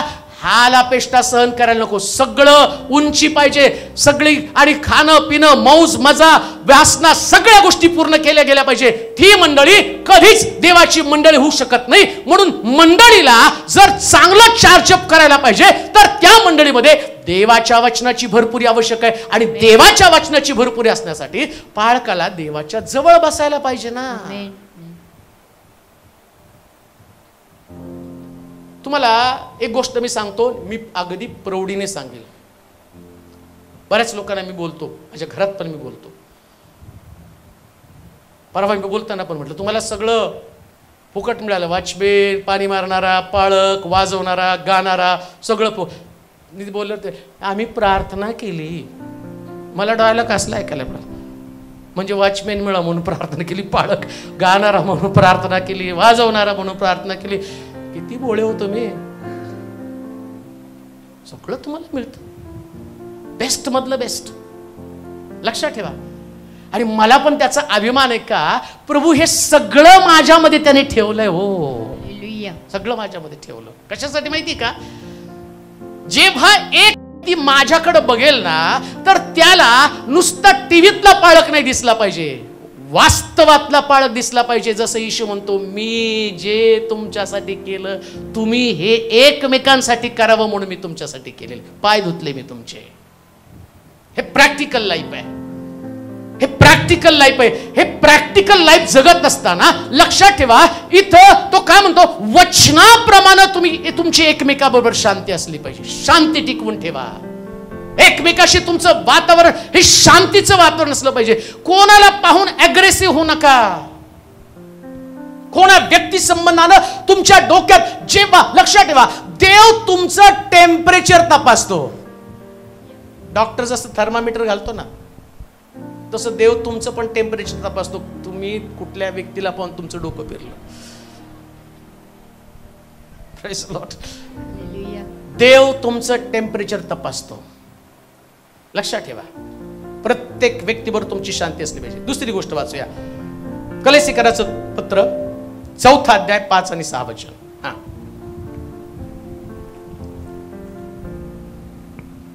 एक अजून जाता जाता त्याच्यातलं शांतीचं संबंधानं एक क्लॅरिफिकेशन देणं गरजेचं आहे. शांती म्हणजे जोडले जाणं, बरं का. अजून एक त्याच्यामध्ये, शांती म्हणजे जोडलं जाणं. ज्यांच्यामध्ये शांती आहे ते एकमेकाशी जोडले जातात. परिवार जर एकत्र जोडला गेला तर परिवारामध्ये शांती आहे. मंडळीतले लोक एकमेकाशी जोडले गेले तर मंडळीमध्ये शांती आहे. जर शांती आहे तर तुम्ही एकमेकाशी जोडले जाता. जर शांती नाही तर तुम्ही विभक्त होता.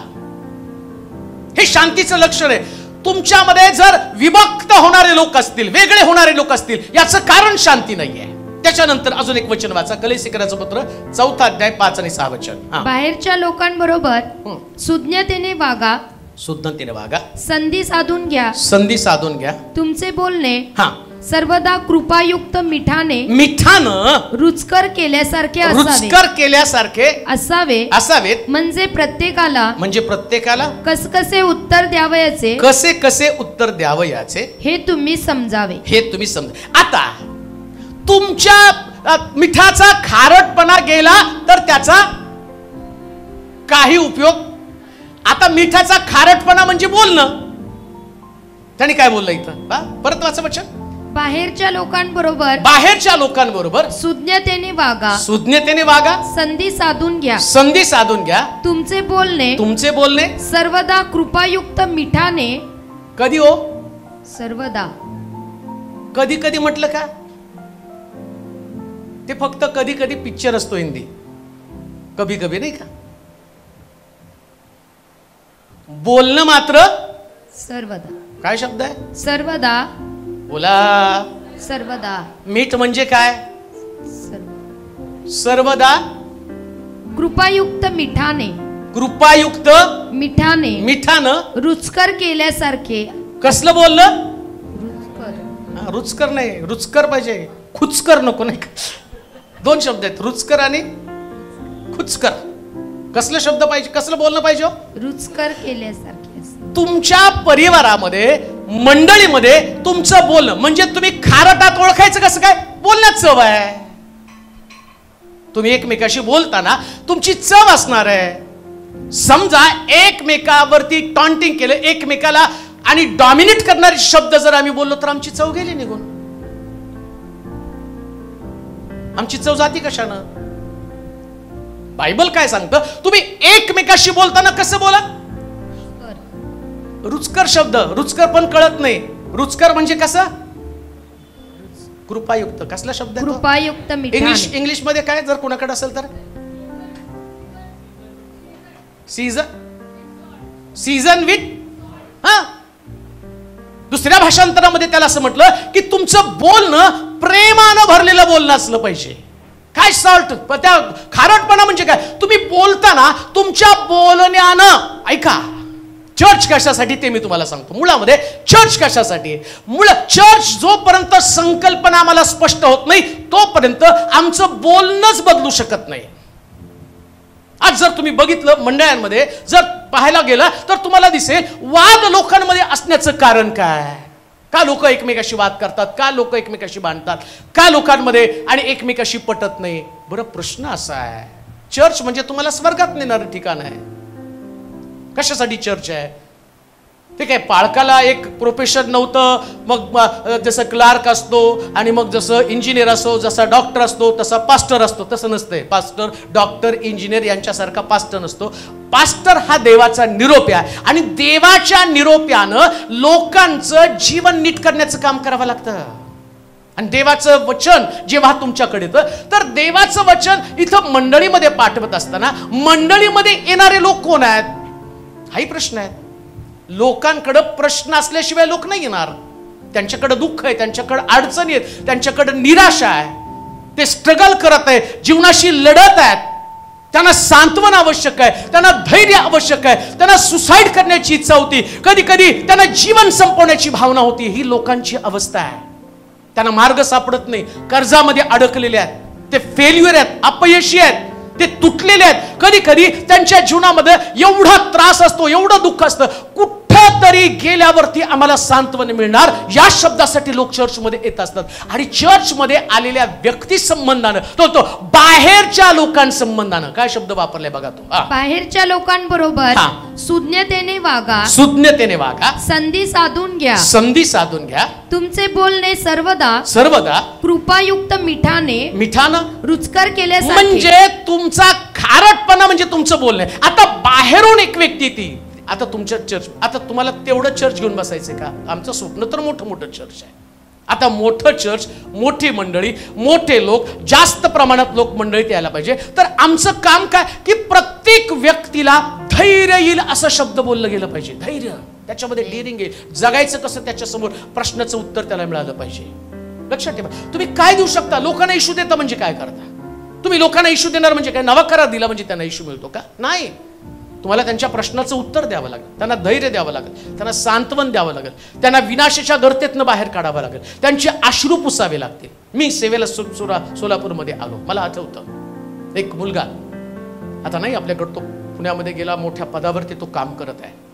आणि मग एका घरात प्रार्थनेला गेल्यावरती त्याचे वडील त्या ठिकाणामध्ये आले होते. आणि मग त्यांनी सांगितलं की प्रार्थना करता तुम्ही मला कळलंय, माझा पोरगा 9वीला आहे, पण तो सगळ्या वाम मार्गाला लागलाय, मित्रांबरोबर मारामाऱ्या करणं, सगळं हुशार मुलगा खूप आहे, पण मित्रांबरोबर मारामाऱ्या करतो आणि तो पूर्ण वाया गेलाय. याला तुमच्या चर्चमध्ये तुम्ही घेऊन जा. रोटरी क्लबमध्ये आपलं चर्च होतं. मला आठवतं मी रविवारी सकाळी 12ला बाहेर पडायचो, 3 वाजेपर्यंत त्याच्या घरात जाऊन बसायचो. रविवारी बरं का, त्यांनी चर्चला यावं म्हणून.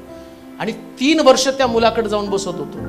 3 वर्ष मी त्याला चर्चमध्ये आणलं, देवाचं वचन सांगितलं, चुकीच्या मार्गातनं काढलं. नंतर तो त्याच्या वडिलाला जाऊन सांगायला लागला, पप्पा हे करणं चुकीचं आहे. परंतु तुम्हाला सांगू द्या, 3 वर्ष मी त्याच्यावरती मेहनत घेतली त्याला त्या अवस्थेतनं बाहेर काढण्यासाठी. तुम्हाला काय वाटतं, हे तुम्ही जे आलेले लोक आहेत, तुम्ही असेच आले नाहीत, तुमच्यावरती मला फार मेहनत घ्यावी लागलेली आहे. आणि तशा पद्धतीने सिस्टर वैजंतीला माहिती असेल, आपण कुंठा नाक्याला प्रेयरला जात होतो आणि त्यावेळेस ते आम्ही सगळे तिथं जात होतो. एक एक आत्मा कसा आणला की जिथं जाण्यासाठी आम्हाला धडपड करावी लागत होती.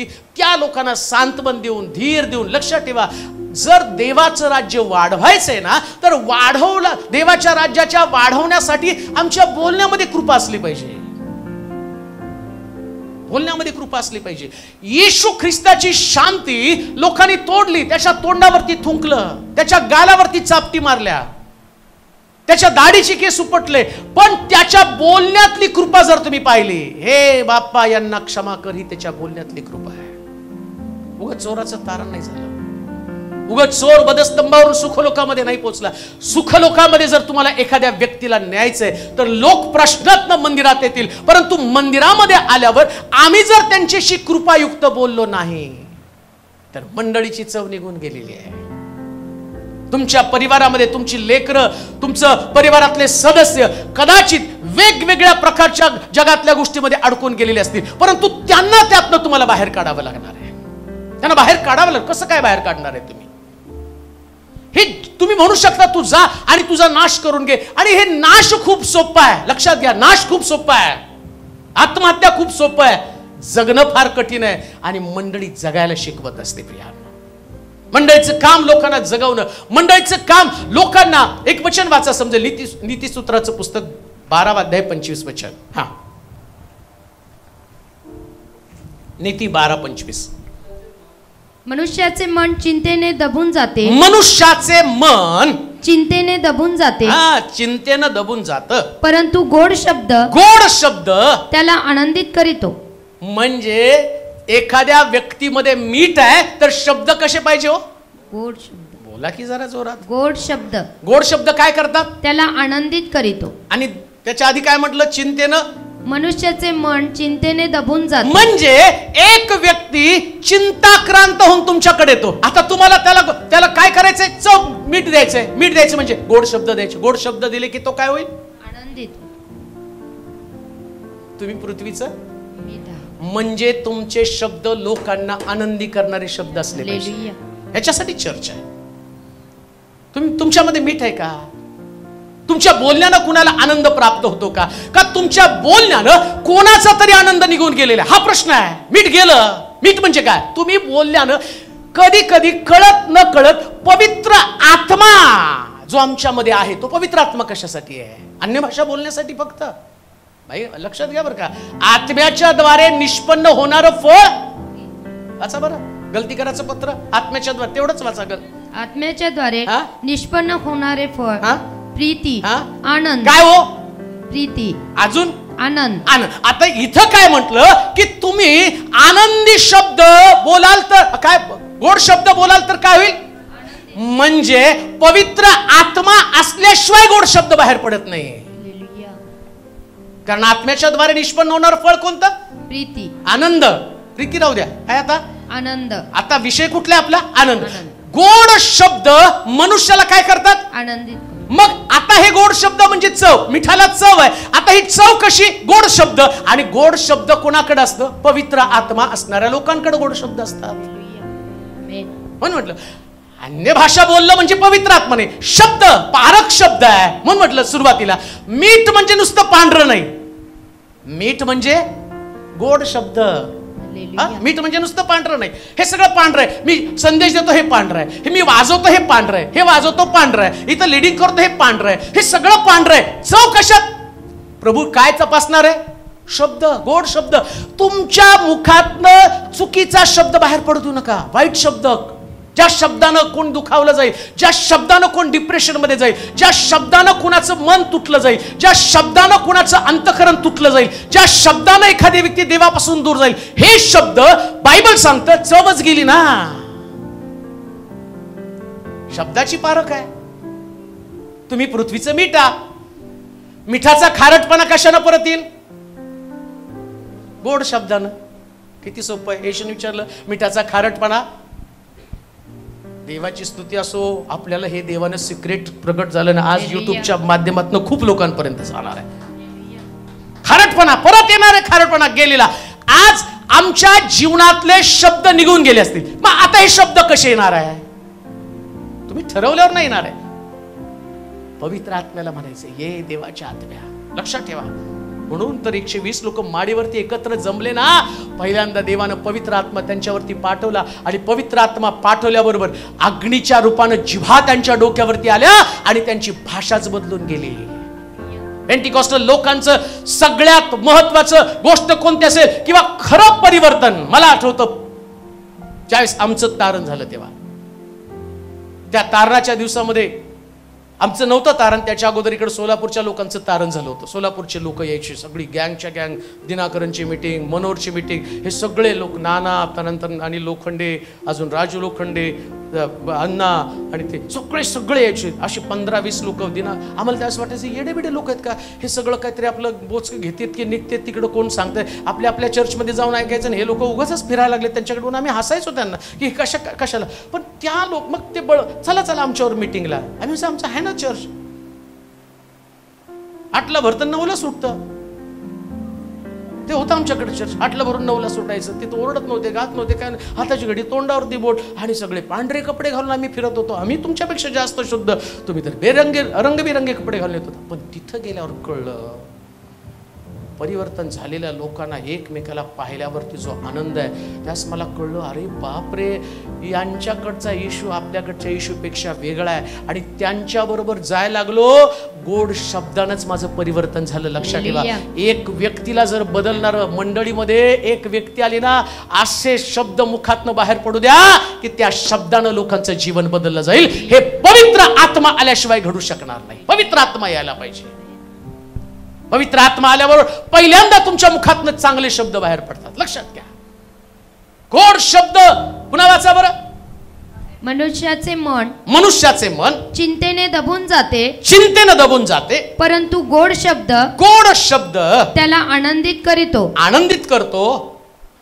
लक्षात ठेवा, मिठाचा खारटपणा म्हणजे गोड शब्द. माझ्यामध्ये गोड शब्द असले तर माझ्यामध्ये मीठ आहे. माझ्यामध्ये जर तिखट शब्द, तिखटपणा असू दे नका बरं का. कुठले शब्द पाहिजे? तिख्याला तिख करतं असं लिहिलं बायबलमध्ये. तिखट शब्द अजून तिखट वाद होतात त्याच्यानं. तिखा शब्द नाही, गोड शब्द. या गोड शब्दानं एकमेकाशी बोला. आणि दुसरी गोष्ट, त्या गोड शब्दानं दुसऱ्याचं मन आनंदित करा. दुसऱ्या भाषेमध्ये मी असं म्हणेन, ज्याच्याकडं मीठ आहे तो नेहमी दुसऱ्याला आनंदी ठेवण्याचा प्रयत्न करतो. हे प्रॅक्टिकल आहे. हातामध्ये बायबल घेतलं आणि मी 2 तास प्रीचिंग केलं तर या प्रीचिंगचं प्रतिफळ म्हणून लोक मला आर्थिक मदत करतील. 100% मदत करतील. आज आपण जे एवढं मोठं चर्च बांधत आहोत, ज्याची किंमत 1.25 कोटीच्या घरामध्ये गेलेली आहे, हे 1.25 कोटी फक्त मी बाहेर जाऊन प्रीचिंग केलं ना, त्याच्याने लोकांनी मदत केली. पण ही प्रीचिंग आणि ही मदत मला स्वर्गात कधीच नेणार नाही. हे पण मी तुम्हाला सांगतो.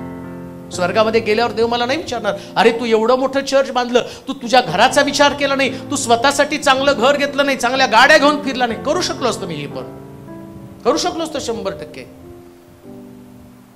सगळं करू शकलो असतो. पण मी नेहमी लोकांना सांगतो, तेलोरे होणं फार कठीण आहे. कारण मी कधी मिनिस्ट्रीच्या बाहेर विचार केला नाही, कधीच केला नाही. नेहमी वाटत होतं की चर्च पुढे जावं, चर्चसाठी काहीतरी व्हायला पाहिजे. पण ह्या सगळ्या गोष्टी मला खरंच वर्गात नेणार नाहीये. मी एवढं जरी त्याग केला, एवढं जरी समर्पण केलं ना, तरी या समर्पणाने मला स्वर्ग मिळणार नाही, हे मला सुद्धा माहिती आहे. हा फक्त माझा त्याग आहे. ना परिवाराचा विचार केला, ना घराचा विचार केला, ना करिअरचा विचार केला, ना पैशाचा, ना फ्युचरचा सुद्धा विचार केला की याच्यानंतर पुढं काय, कधीच विचार केला नाही. पण तरी सुद्धा मला स्वर्ग राज्याची खात्री या गोष्टी देणार नाही. मग कशाने खात्री मिळणार आहे? तो म्हणणार, मीठ आहे का?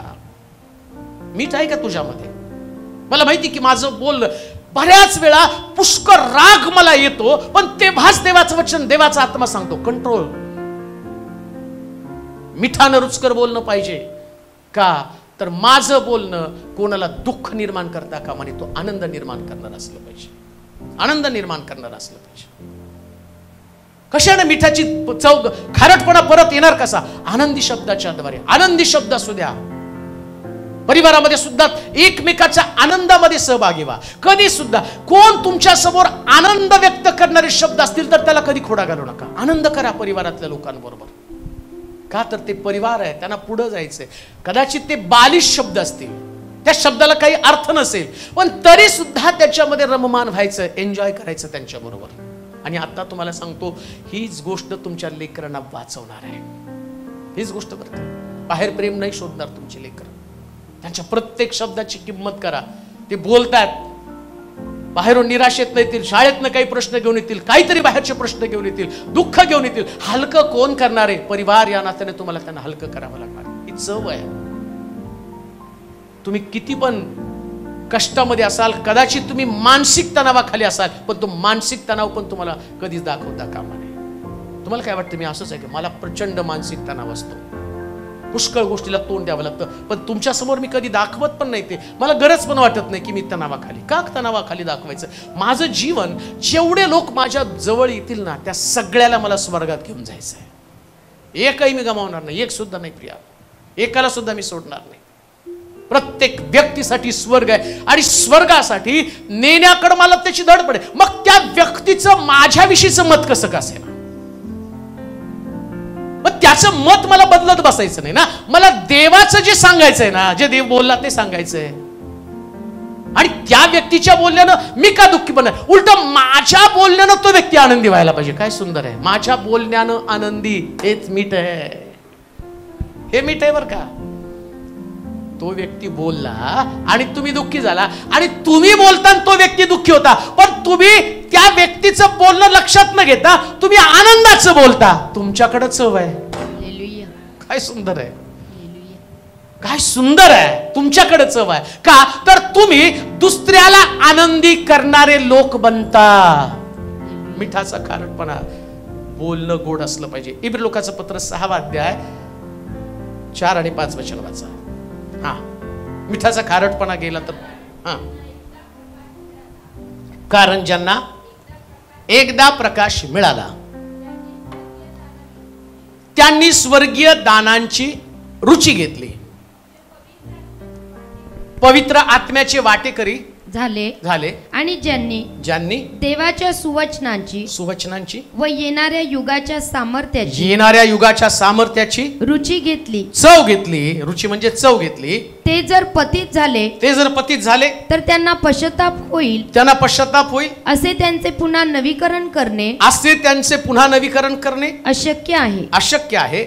कारण बस एकच तेवढंच वचन आहे ना.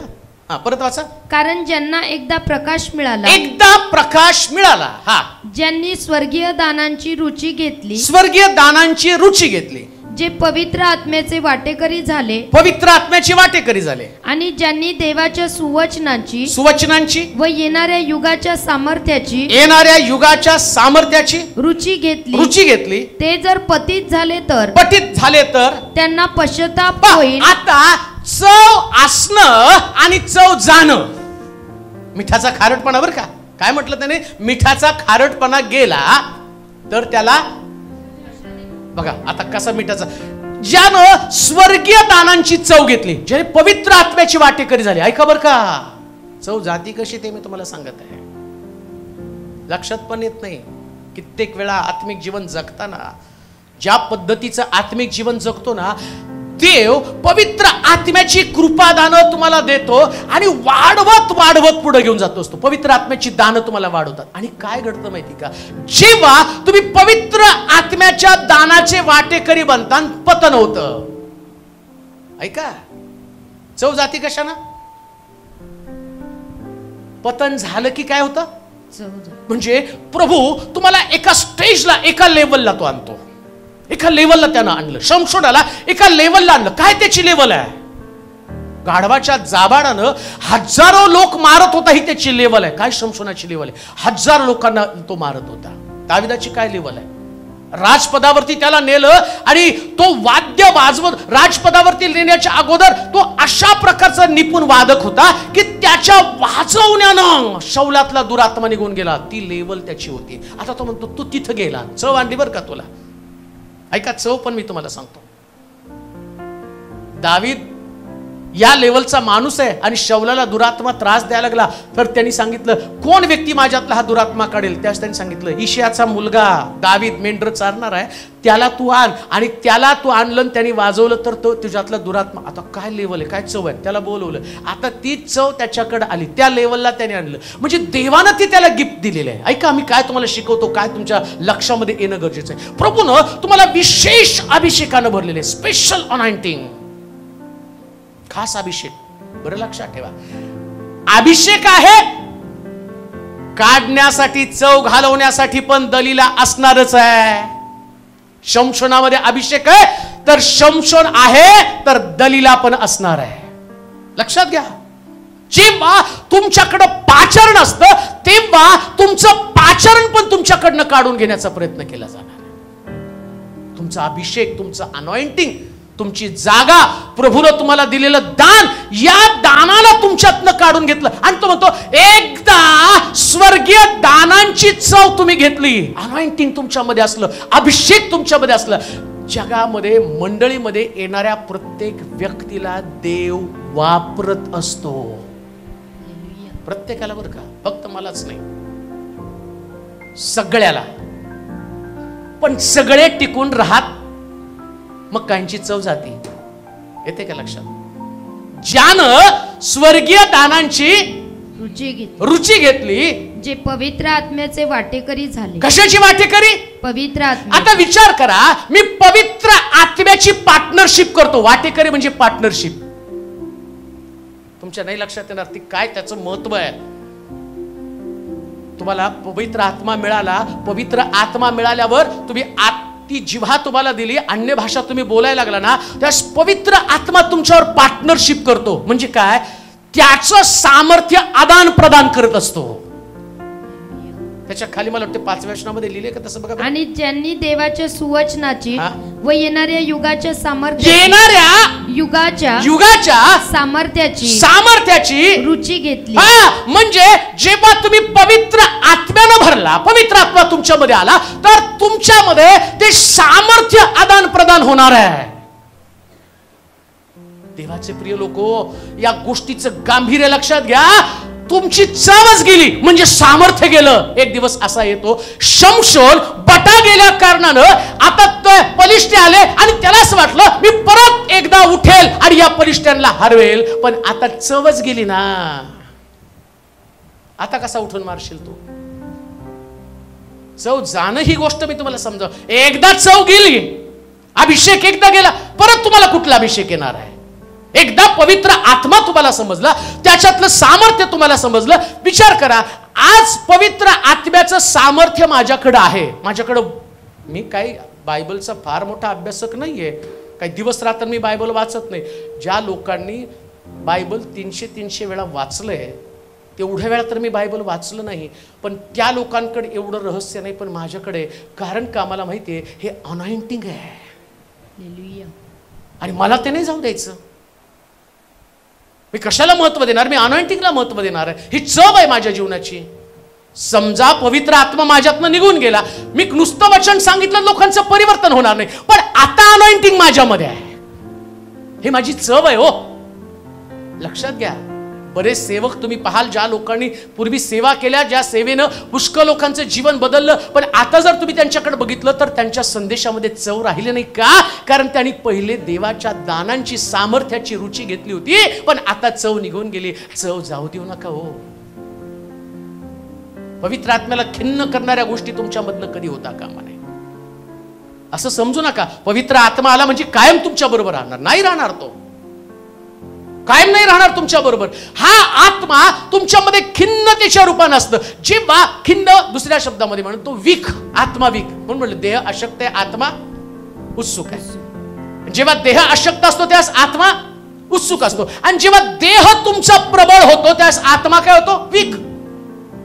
दहिकता तुमच्यामध्ये आली. समजा देहाच्या गोष्टी तुमच्यामध्ये मोठ्या प्रमाणामध्ये राज्य, चव गेली. हो, आता दुसऱ्या भाषेत मी तुम्हाला सांगेन. मिठा संबंधाने मी बोलत आहे. मिठाचं एक प्रमाण आहे. तुम्ही जी डाळ बनवता किंवा तुमची जी भाजी बनवता, त्या भाजीला 1 चमचा, 2 तांबे किंवा 3 तांबे, माहित नाही मला किती, 2 तांबे पाण्यासाठी 1 चमचा तुमचं मीठ असेल. पण तुम्ही त्याच्यात 1 कळशी पाणी ओतलं तर 1 चमचा काम करेल का? मीठ आहे पण काम कमी झालं ना. हे दहिकतेचं आहे. जेव्हा तुमचा आत्मा हे तुमचं मीठ आहे, पण तुमच्यातलं पाणी वाढलं म्हणजे दहिकता वाढली. मीठ कशी त्याच्यात चव राहणार आहे? कशी चव राहणार आहे? जर पवित्र आत्म्याचं काम तुमच्यामधनं व्हायला पाहिजे तर दहिकता कमी करायची.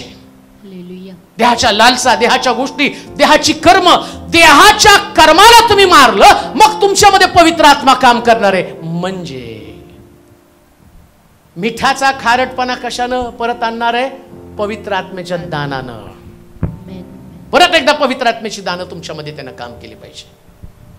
आणि त्याच्यामध्ये वाचा करंदीकराचं पत्र 12 अध्याय, ते मला वाटतं 4 ते 10 पर्यंतच्या वचनामध्ये ते आता वाचत बसू नका, आपल्याला तेवढं वेळ नाही. परंतु 5 वचन परत वाचा. इब्रिलोकाचं पत्र 4 अध्याय 5 वचन. कारण ज्यांना एकदा प्रकाश मिळाला, आणि ज्यांनी स्वर्गीय दानांची रुची घेतली, चव घेतली, ते जर पवित्र आत्म्याचे वाटेकरी झाले, पवित्र आत्म्याचे वाटेकरी झाले, आणि ज्यांनी देवाच्या सुवचनाची व येणाऱ्या युगाच्या सामर्थ्याची रुची घेतली, चव घेतली, ते जर पतित झाले तर त्यांना पश्चाताप होईल असं त्यांचे पुन्हा नवीकरण करणे अशक्य आहे. बघा, ऐका, कोणी सुद्धा आपल्या आत्मिक जीवनाला जर दुर्लक्षित केलं, जे तुम्ही आहात, एकदा का तुम्ही पतन झालं तर तुम्हाला पुन्हा पश्चाताप सुद्धा होणं कठीण आहे असं लिहिलेलं आहे. बऱ्याच वेळा लोकांना असं वाटतं की नाही, आता मी पाप करेल, नंतर येशू ख्रिस्त येण्याच्या वेळेस मी पश्चाताप करेल. पश्चाताप होणं सुद्धा कठीण आहे, त्यांचं पुनर्जीवन होणं पण कठीण आहे.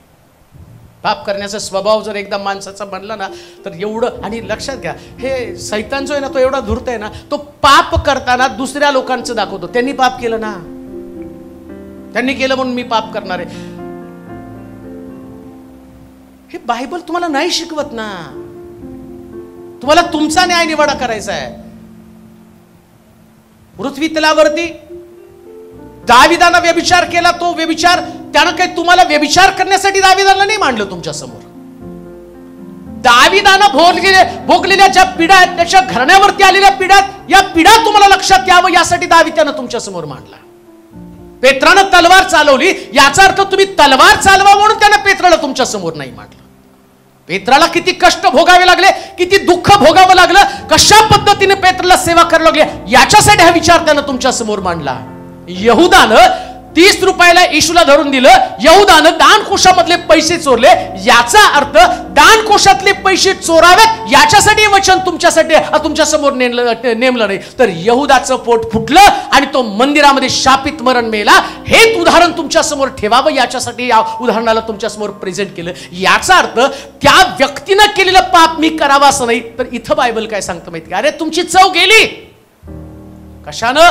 तुम्ही आत्मिक जीवनाला दुर्लक्ष केलं, स्वर्गीय दानांची अभिरुची घेतली आणि तुम्ही पतित झाला, तुम्ही पाप केलं. आता पश्चाताप पुन्हा तुम्हाला होईल ही गोष्ट सुद्धा तुमच्यासाठी कठीण आहे. चव गेली. कशानं चव गेली? स्वर्गीय दानच तुमच्यामध्ये आता काम करत नाही. ऐका, स्वर्गीय दान काम करणार नाही. पवित्र आत्मा तुमच्यामध्ये त्यांनी काम करण्यासाठी तुमच्यातली दैहिकता गेल्याशिवाय पवित्र आत्मा काम करत नाही. कधीच नाही काम करणार, कधीच काम करणार नाही पवित्र आत्मा. कसा पवित्र आत्मा काम करेल? बायबल सांगतं गलतीकाराच्या पत्रामध्ये, असं वाटतं वाचा बरं ते 17 वचन, 17 वचन. कारण देहवासना आत्म्याविरुद्ध आहे व आत्मा देहवासनेविरुद्ध आहे. ही परस्पर विरुद्ध आहे. यासाठी की जे काही तुम्ही इच्छिता ते तुमच्या हातून नाही घडणार. हे दोघं एकमेकाच्या विरोधात आहे. इकडं माझी दैहिकता माझ्यावरती राज्य करते आणि इकडे पवित्र आत्मा. आता विचार करा, पवित्र आत्म्याचं दान आणि दैहिक वासना या दोन्ही एकत्र कशा राहू शकतील? ते तुम्हाला काही करायचं करूच देणार नाहीत ना. कशा करू देणार आहे तुम्हाला? म्हणून म्हटलं, मीठ पांढरे म्हणून ओळखत नाही, चव आहे म्हणून ओळखलं जातं. पांढरं नाही, हे पांढरं जे जीवन आहे ते दैहिक, जर दैहिकता हे पांढरं जीवन आहे, दैहिक असून सेवा करणं हे पांढरं जीवन आहे. पण जेव्हा आत्मिक व्यक्ती, आता योसेफाचं जीवन पहा बरं, इकडे दाविदाचं जीवन, इकडे योसेफाचं जीवन आहे. योसेफ, त्याला नाही ती पवित्रता म्हटलं, नाही, सोडून टाकलं, पळून गेला तो. मग योसेफ पवित्र होता, मीठ होता. दाविदाचं आता नाही, दावीद पडला, मग त्यानं अमकं केलं, मग त्यानं तमकं केलं. अरे मग तुम्ही दावीद का योसेफ? प्रश्न हाच. तुम्हाला मिठा संबंधानं बोललं गेलेलं आहे. तुम्ही पृथ्वीचं मीठ आहात आणि मिठाचा खारटपणा जर गेला तर त्याला परत कशाने खारटपणा तुम्ही आणणार आहे? किती प्रयत्न केला तर खारटपणा येणार नाही. मग तुम्हाला तर सांभाळावं लागणार आहे तुमचा खारटपणा, तुमची चव. आता हा खारटपणा म्हणजे तो की इब्री लोकांचं पत्र 6 अध्याय 5 वचन वाचा. मला आता याच्यातल्या बऱ्याच गोष्टी कट झाल्या, आता नाही पुढे सांगता येणार. आणि ज्यांनी देवाच्या सुवचनाची व येणाऱ्या युगाच्या सामर्थ्याची रुची घेतली ते जर पतित झाले तर त्यांना पश्चाताप होईल असे त्यांचे पुन्हा नवीकरण करणं अशक्य आहे. लक्ष द्या, आपल्या डोक्यामध्ये ही गोष्ट पक्की बिंबवा, एकदा पतन झालं तर पुन्हा पुनरुज्जीवन फार कठीण आहे. म्हणून पतन होण्यापासून स्वतःला वाचवणं अतिशय गरजेचं आहे, अतिशय गरजेचं आहे. आणि म्हणून लक्षात ठेवा,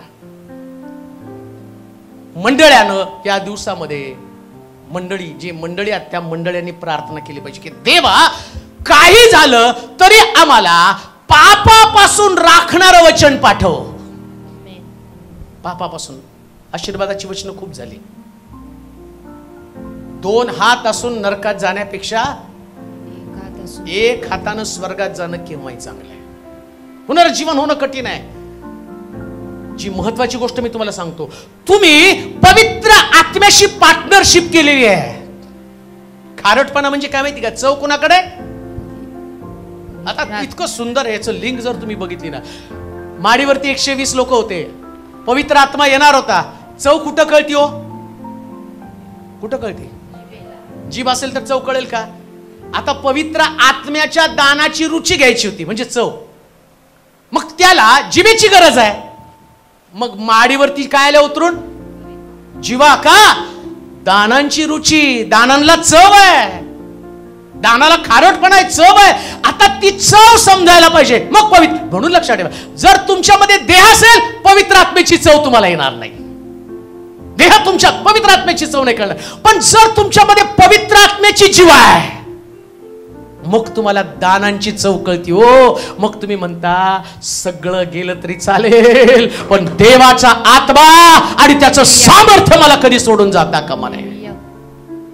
ही चव आहे, सगळं जाऊ द्या. मला खात्री आहे माझ्याकडचं सगळं गेलं. मी ते पुस्तक वाचलं होतं. बांकीला एकदा विचारलं, त्याला म्हटलं की तुमची पावर, तुमचं सामर्थ्य काय आहे? त्यानं लोकांनी त्यांच्याकडे पाहिलं, एवढं सगळं बर्दास्त, आणि करोडो रुपयाच्या त्यांच्या मीटिंग होत्या. आणि त्यावेळेस त्या व्यक्तीला तो रेनॉल्ड बॉंकी सांगत आहे, माझी प्रार्थना देवाकडे असते, देवा माझे लोक काढून घे, माझा पैसा काढून घे, माझी पत्नी काढून घे, माझे नातेवाईक काढून घे, माझे मित्र काढून घे, पण माझा पवित्र आत्मा कधी काढून घेऊ नको. आणि त्या व्यक्तीनं पवित्र आत्मा ठेवला, आणि याचं कारण हजारो लाखो लोकांमध्ये तो स्वार्थ प्रसार करत आहे. लक्षात ठेवा, जर तुम्ही पवित्र आत्म्याच्या दानाची रुची घेतली, चव घेतली, पवित्र आत्म्याची दानं जाऊ देऊ नका. सगळं गेलं तरी चालेल, पण देवाचं सामर्थ्य आणि पवित्र आत्मा याला तुमच्या जीवनात जाऊ देऊ नका. एकदा गेला परत येणार नाही, परत नाही येऊ शकत. मग तुम्ही किती रडाल, पण पवित्र आत्मा परत तुमच्या चवच तुमची परत तुम्हाला परत कधी मिळणार नाही. म्हणून लक्षात ठेवा, मला तळमळीनं हे जे लोक देवाचं वचन ऐकत आहे त्या लोकांना मला सांगायचंय, आज दुपारी ज्यास मी देवाचं वचन सांगत आहे त्यास पवित्र आत्म्याच्या उखळ्या माझ्या अंतःकरणामध्ये फुटत आहे. आणि पवित्र आत्मा या दिवसात लोकांना, मंडळाला जाग करत आहे. मंडळाची चव गेलेली आहे, मंडळामधल्या लोकांची चव गेलेली आहे. आता मंडळा परत एकदा चव आणावीत याच्यासाठी शास्त्र सांगतं आम्हाला देवाशी जोडलं जाणं गरजेचं आहे. जेव्हा तुम्ही पवित्र आत्म्याशी कनेक्टेड व्हाल, त्यास पवित्र आत्मा पुन्हा एकदा त्याचं सामर्थ्य तुमच्यामध्ये घालेल, पुन्हा एकदा अग्नी तुमच्यामध्ये घालेल. आणि पवित्र आत्म्याचा अग्नी तुमच्यावर आला, त्याची चव जगाला दिसणार आहे, त्याची चव जगाला दिसणार आहे. जग बदलून जाईल. तुमचा परिसर, तुमची मंडळी, तुमचं शहर, तुमचं गाव, आणि जिथं तुम्ही राहता त्या ठिकाणसाठी तुम्ही असे लोक बनाल.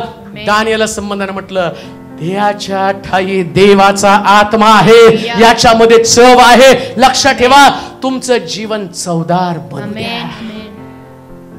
चव असू द्या, चव असू द्या, जाऊ देऊ नका.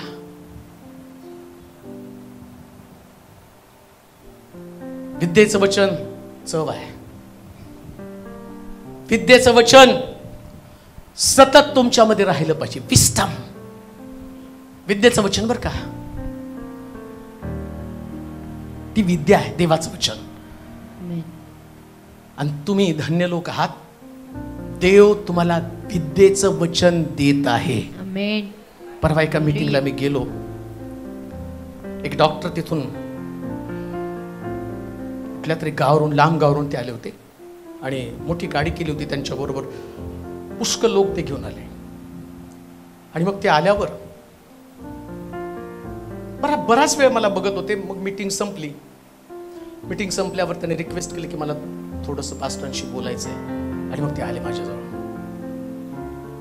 आम्हाला कळलं तुमची मीटिंग आहे इथं, तर आम्ही जवळजवळ 180 किलोमीटरवरून खास वचन ऐकायला या परिसरामध्ये आलो. आणि जेव्हा त्या हॉलमध्ये आम्ही एंट्री केली तर आमच्या डोळ्यावरती विश्वास बसेना की ज्या व्यक्तीला आम्ही टीव्हीवरती युट्यूबवरती ऐकत होतो त्या व्यक्तीला आम्ही प्रत्यक्ष डोळ्यानं बघत आहे. सब आहे हो, हे विस्डम आहे. हे ज्ञान तुम्हाला मिळतं ना, हे ज्ञान गमावू नका. वचनाच्या जवळ बसा, स्वीकारा, आतमध्ये ग्रहण करा. हे तुमच्यासाठी अत्यावश्यक आहे. याला गमवू नका. कोणत्या कारणानं या वचनाकडे दुर्लक्ष करू नका. प्रत्येक वचन तुमच्याकडे येतं ना. आणि ही माझी तळमळ आहे. तुम्हाला माहिती का, जेव्हा हे सगळं प्रीचिंग करून जातो तर 3 दिवस माझा घासा नीट नसतो. 3 दिवस मला नीट फोनवर सुद्धा बोलता येत नसतं, कारण इतकी तळमळ असते. आणि मला भीती कधी कधी वाटते की मला खूप सेवा करायची, परंतु माझा घसा, मला प्रार्थना करत राहा माझा घसा नीट राहायला पाहिजे. का तर हजारो मीटिंग अजून आपल्याला घ्यायच्यात, लोकांपर्यंत पोचायचंय. परंतु हे वचन ही चव आहे. देवाचं वचन हे विस्डम आहे ना, देवाच्या वचनाचं ज्ञान ते चव आहे. ते तुम्हाला असंच मिळणार नाही. तळमळ असते. तो नीलू माझ्याबरोबर असतो आणि तो बोलता बोलता म्हटलं की हे सगळं इथं जे ऐकतो ना, आणि खरंच आहे, चर्चमध्ये ऐकतो आणि बाहेर जे ऐकतो ना, मला चर्चमध्ये लिमिटेड वेळ असतो, बाहेर गेल्यावर माझ्याकडं खूप भरपूर वेळ असतो. आणि तो म्हणतो की हे असलं वचन परत ऐकायला मिळणार नाही. म्हणून त्याने ते मोबाईलची कॉर्ड कनेक्ट करून लवकरात लवकर बाहेरचे पण सगळे संदेश यूट्यूबला जावेत असं वाटतं. का तर ते ज्ञान आहे हो, ते तुम्हाला आवश्यक आहे. ह्याच्यानं तुमच्या अंतःकरणाला अपलिफ्ट केलं जातं, उंच केलं जातं. लेवल आणते, पात्रता तुमच्यामध्ये निर्माण केली जाते. म्हणून शास्त्र काय सांगतं, ही चव गेली तर परत कसं येणार आहे? वचनच गेलं परत कसं तुमच्याकडे येणार आहे? तुम्ही देवाच्या वचनाकडे दुर्लक्ष केलं. ही दैहिकता जाऊ द्या. देवाचं वचन तुमच्याशी बोलत आहे आणि तुम्हाला एवढं स्पिरिच्युअल बनायचं, एवढं आत्मिक बनायचं. तुम्ही देवाचं वचन ग्रहण केलं, खाल्ल्यावरती त्याचं रिॲक्शन तुमच्यावरती दिसले पाहिजे. जेवणात फरक आहे. गोड जेवण खाल्लं तर झोप लागते. लागते का नाही लागते? लागते. वरण भात खाल्ला तर झोपच लागते. मटण खाल्लं की गुंगी लागते. जे खाता त्याचं रिॲक्शन तुमच्या बॉडीवरती आहे. हे खाता. एलियाला तो म्हणतो, ओढ भारी प्रवासाला तुला जायचंय, तुला भारी प्रवासाला जायचंय. त्याने खाल्लं आणि 40 दिवसाचा प्रवास केला. अहो चर्च 27 वर्ष खाताय. एलियानं 1 दिवस खाल्लं, 40 दिवस प्रवास केला. शिलो चर्च एवढे वर्ष खाता, तुमचा प्रवास आता मोठा व्हायला पाहिजे, मोठा व्हायला पाहिजे. माझी अपेक्षा आहे आपण हे चर्च बांधू, परंतु पुढच्या 5 वर्षामध्ये याच्यापेक्षा मोठ्या प्रवासाचं चर्च व्हायला पाहिजे. का? मग त्या मंडळीला चव असेल, नाहीतर बेचव मंडळी. आणि बेचव मंडळीचा बेचव पाळक मला बनायचं नाही, मला चवदार मंडळीचा चवदार पाळक बनायचंय. बायबल सांगतं ही आत्म्याची कृपादानं घेऊन आम्हाला जगायचं. मिठाचा खारटपणा गेला तर त्याला परत कसं येणार आहे? आता शास्त्र सांगतं पवित्र आत्म्याची कृपादानं आली तर पुन्हा खारटपणा प्राप्त होतो. ईश्वर किती सुंदर म्हटलं, अरे खारटपणा गेला, एकदा देवाकडे प्रार्थना करा. म्हणून आम्ही पाहतो शमशोन देवाकडे प्रार्थना करू लागला. तेव्हा तुझ्या ठाई असणाऱ्या आत्म्याचं दुप्पट सामर्थ्य पुन्हा त्याच्या जीवनातली चव निघून गेली. परंतु त्यानं देवाकडे प्रार्थना केली. पुन्हा प्रभूनं त्याच्यामध्ये चव घातली, एवढी चव घातली जेवढं मरताना त्यांनी मारले ते हयातीत सुद्धा तेवढं त्यांनी मारले नाही, एवढे मरताना त्यांनी मारले. तुम्हाला वाटत नाही का त्या पवित्र आत्म्याची चव परत एकदा माझ्यामध्ये यावं? आणि तुम्ही का देवाकडे आरोळी मारत नाही? देवा मला दैहिक नाही, मला आत्मिक जीवन जगायचंय. आत्मिक जीवन. हे आत्मिक जीवन तुम्ही जगायला सुरुवात कराल ना, तुम्ही आहे तसे राहणार नाही. पवित्र आत्म्याचं सामर्थ्य तुमच्यातनं बाईल आणि ते दिवस लांब नसतील जेव्हा लोकांच्या झुंडी येतील. ते नुसत्या आतमध्ये आल्यावर बरा होणार नाही, या संपर्कात 5 किलोमीटरच्या परिसरामध्ये येतील तर पवित्र आत्म्याचं कार्य त्यांना जाणेल आणि अख्खं शहर, गावं आणि सगळी ठिकाणं बदलतील आणि प्रभू दाखवून देईल, अरे आता खरी सोलापूरला चव आलेली आहे, आता या चर्चला चव आलेली, आता तुमच्या जीवनाला चव आलेली. लक्षात ठेवा, आमचं पुनरुज्जीवन होणं फार गरजेचं आहे. पुन्हा एकदा आम्हाला उभं राहणं गरजेचं आहे. आणि आज दुपारी आम्ही प्रभूकडे प्रार्थना करू, देवा माझ्या आत्मिक जीवनाला पुन्हा चव निर्माण कर. आपले डोळे बंद करू, आपल्या मान आपण झुकूया, नतमस्तक होऊया, स्वतःचं चिंतन करूया.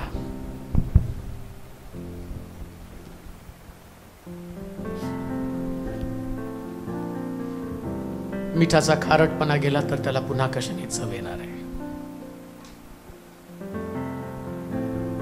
मिठाचा खारटपणा गेला तर त्याला पुन्हा कशाने चव येणार आहे? किती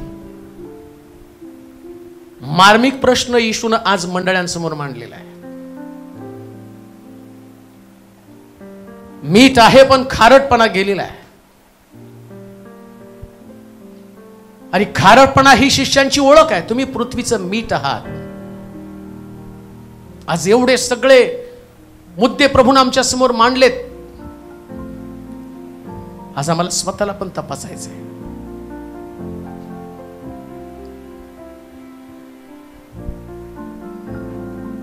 कोण आपल्या जागेवरती उभं राहून देवाला हाक मारेल आणि म्हणेल, देवा पुन्हा एकदा माझ्यामध्ये ते घाल.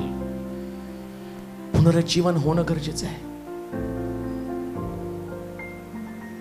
आत्मिक जीवनाची बांधणी होणं गरजेचं आहे तसं राहू नका. ज्यानं स्वर्गीय दानांची चव घेतली ती पतित झाले तर त्यांना पुन्हा पश्चाताप होईल. अशी अंतःकरण मिळणंही कठीण आहे.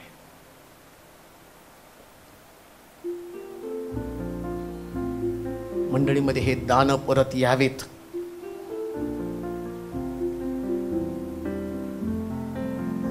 पवित्र आत्म्यानं भर देवा. मंडळी शमशोन ज्या पद्धतीने देवाकडे प्रार्थना करत आहे तशी प्रार्थना आज दुपारी आपण देवाकडे करूया.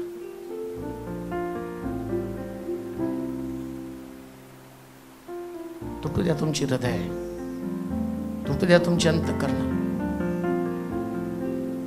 आतल्या माणसाला बाहेर येऊ द्या, पवित्र आत्म्याला बाहेर येऊ द्या. दाबू नका.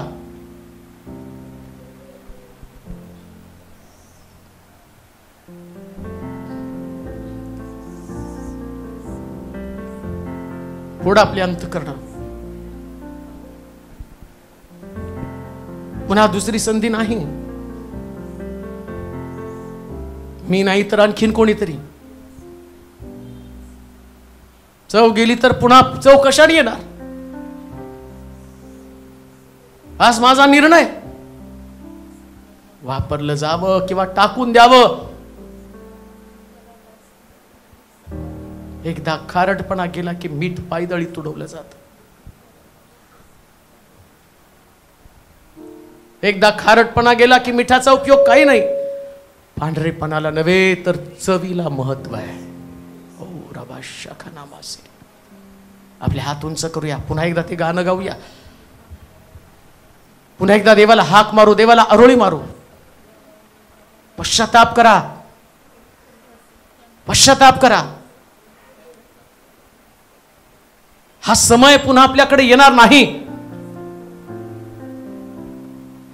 पुन्हा देवाकडे मागणी करा, याचना करा. काय आपली गरज आहे जाणून घ्या.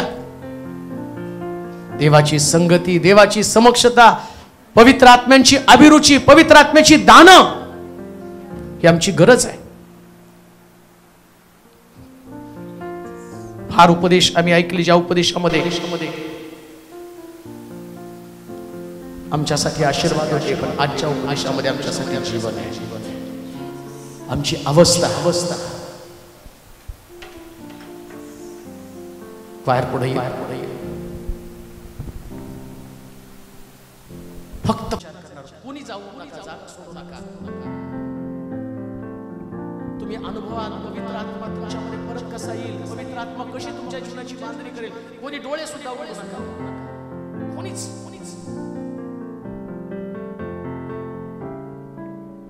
शमशोनाची प्रार्थना आमची प्रार्थना असली पाहिजे. अभिरुची केलेली स्वर्गीय दानांची आता पुन्हा मिठाची चव मिठाला परत येणं गरजेचं आहे. Thank you, Lord. Lord, I worship Jesus.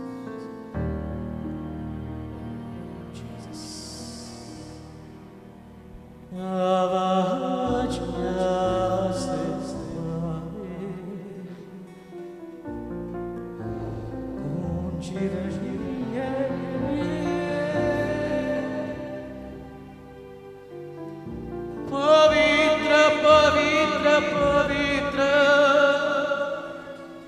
तू ही तो यहोवा.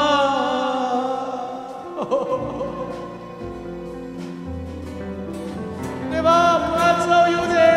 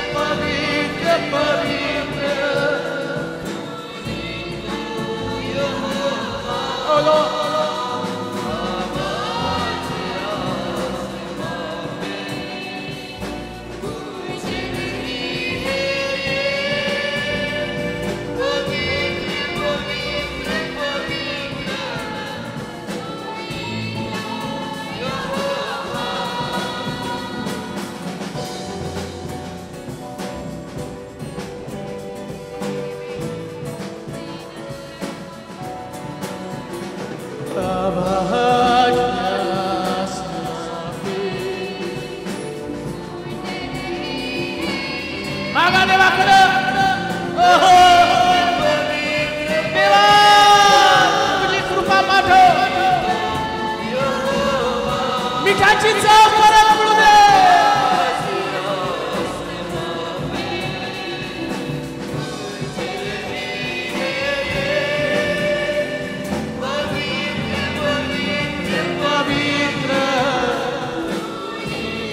आणखीन एकदा, आणखीन एकदा.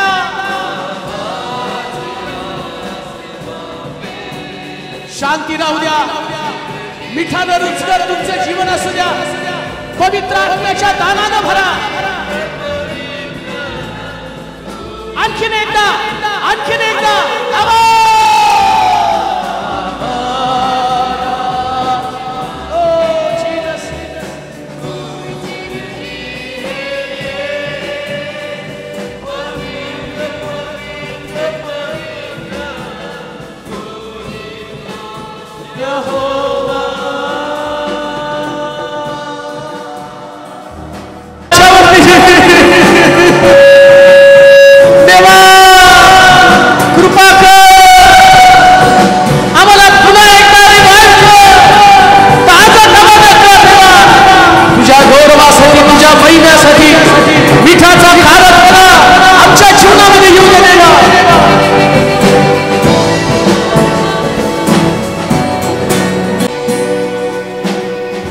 रठ्ठाचा खारटपणा गेला तर त्याला पुन्हा कशाने चव येणार. फार मौल्यवान आहे आमचं आत्मिक जीवन. आमचं जीवन फार मौल्यवान आहे. आम्ही मीठ आहोत. आम्हाला जगाला चव द्यायची. आमची चव गेली तर जगाला कशी चव येणार. प्रभू आमच्यावरती दया कर. व्यक्तिशा आम्ही तुझ्या हातामध्ये पडत आहे. मला व्यक्तिशा तुझी गरज आहे. तुझी गरज आहे प्रभूजी. लोक नसतील तरी चालेल, मंडळी नसले चालेल, चर्च नसलं तरी चालेल, ऐश्वर्य वैभव नसलं तरी चालेल, याच्याशिवाय मी राहू शकतो, पण तुझ्याशिवाय नाही राहू शकत देवा, नाही राहू शकत. सांत्वन, आधार, माझ्या जीवनाचा आनंद केवळ तूच आहेस, तुझ्याशिवाय नाही प्रभू. तुझ्याशी कनेक्टेड राहणं फार गरजेचं आहे देवा. आज सकाळी माझी व्यक्तिगत प्रार्थना असेल, माझ्यावरती दया कर, या लोकांवरती अनुग्रह कर माझ्या देवा, ऐकणाऱ्या लोकांवरती अनुग्रह कर. पवित्र आत्मा ये त्यांच्यावरती, ये अग्नीसारखा त्यांच्यावर, अग्नीसारखा त्यांच्यावर, अग्नीसारखा दानानी भर, कृपादानानी भर, वरदानानी भर देवा. प्रभू आम्हाला तुझी गरज आहे, महाराष्ट्राला तुझी गरज आहे, मंडळांना तुझी गरज आहे, परिवाराला तुझी गरज आहे. जगाची चव निघून गेली देवा. बलात्कार, लहान लेकरांचं खच्चीकरण, चव गेली, चव गेली. प्रभू वाचव आमच्या राष्ट्राला, वाचव आमच्या महाराष्ट्राला, वाचव आमचे लेकर.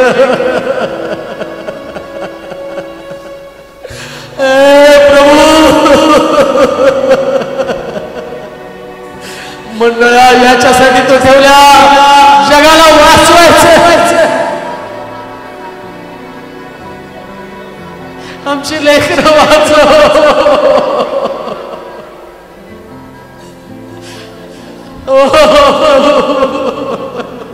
सुरक्षा नाही त्यांना देवा, वाचव आमच्या लेकराला.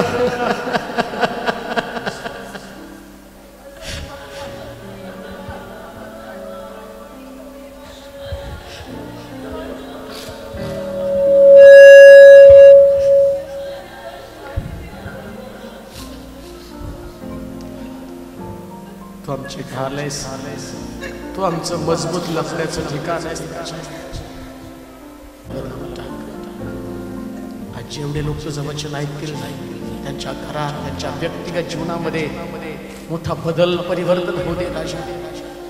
मिठाचा खारटपणा गेलेला परत यावा, आत्मिक जीवनाची बांधणी व्हावी, मंडळ्या स्थिर व्हाव्या. पवित्र आत्म्याचं उपदान, त्याचं वाटेकरी आम्ही बनावं. त्या दिवसाची आम्ही वाट पाहत आहोत. माडीवरचा अनुभव हा जगातल्या प्रत्येक व्यक्तीचा अनुभव असेल. जेव्हा लोक चर्चकडे पाहतील तेव्हा त्यांनी म्हणावं, इथंच आम्हाला आशा आहे, इथंच आमचा आनंद आहे, इथंच आमच्यासाठी सुटका आहे. ही मंडळी देखील तशीच बनवते. महाराष्ट्राच्या कानाकोपऱ्यातनं, देशाच्या कानाकोपऱ्यातनं थवेच्या थवी यावेत, आणि नुसते येऊ दे नको, तर इथली चव जाताना त्याने घेऊन जावी. असं होऊ दे माझ्या देवा, चव दे, चव दे. आभार मानतो पवित्र आत्म्या, तुझी उपस्थिती आमच्यामध्ये होती.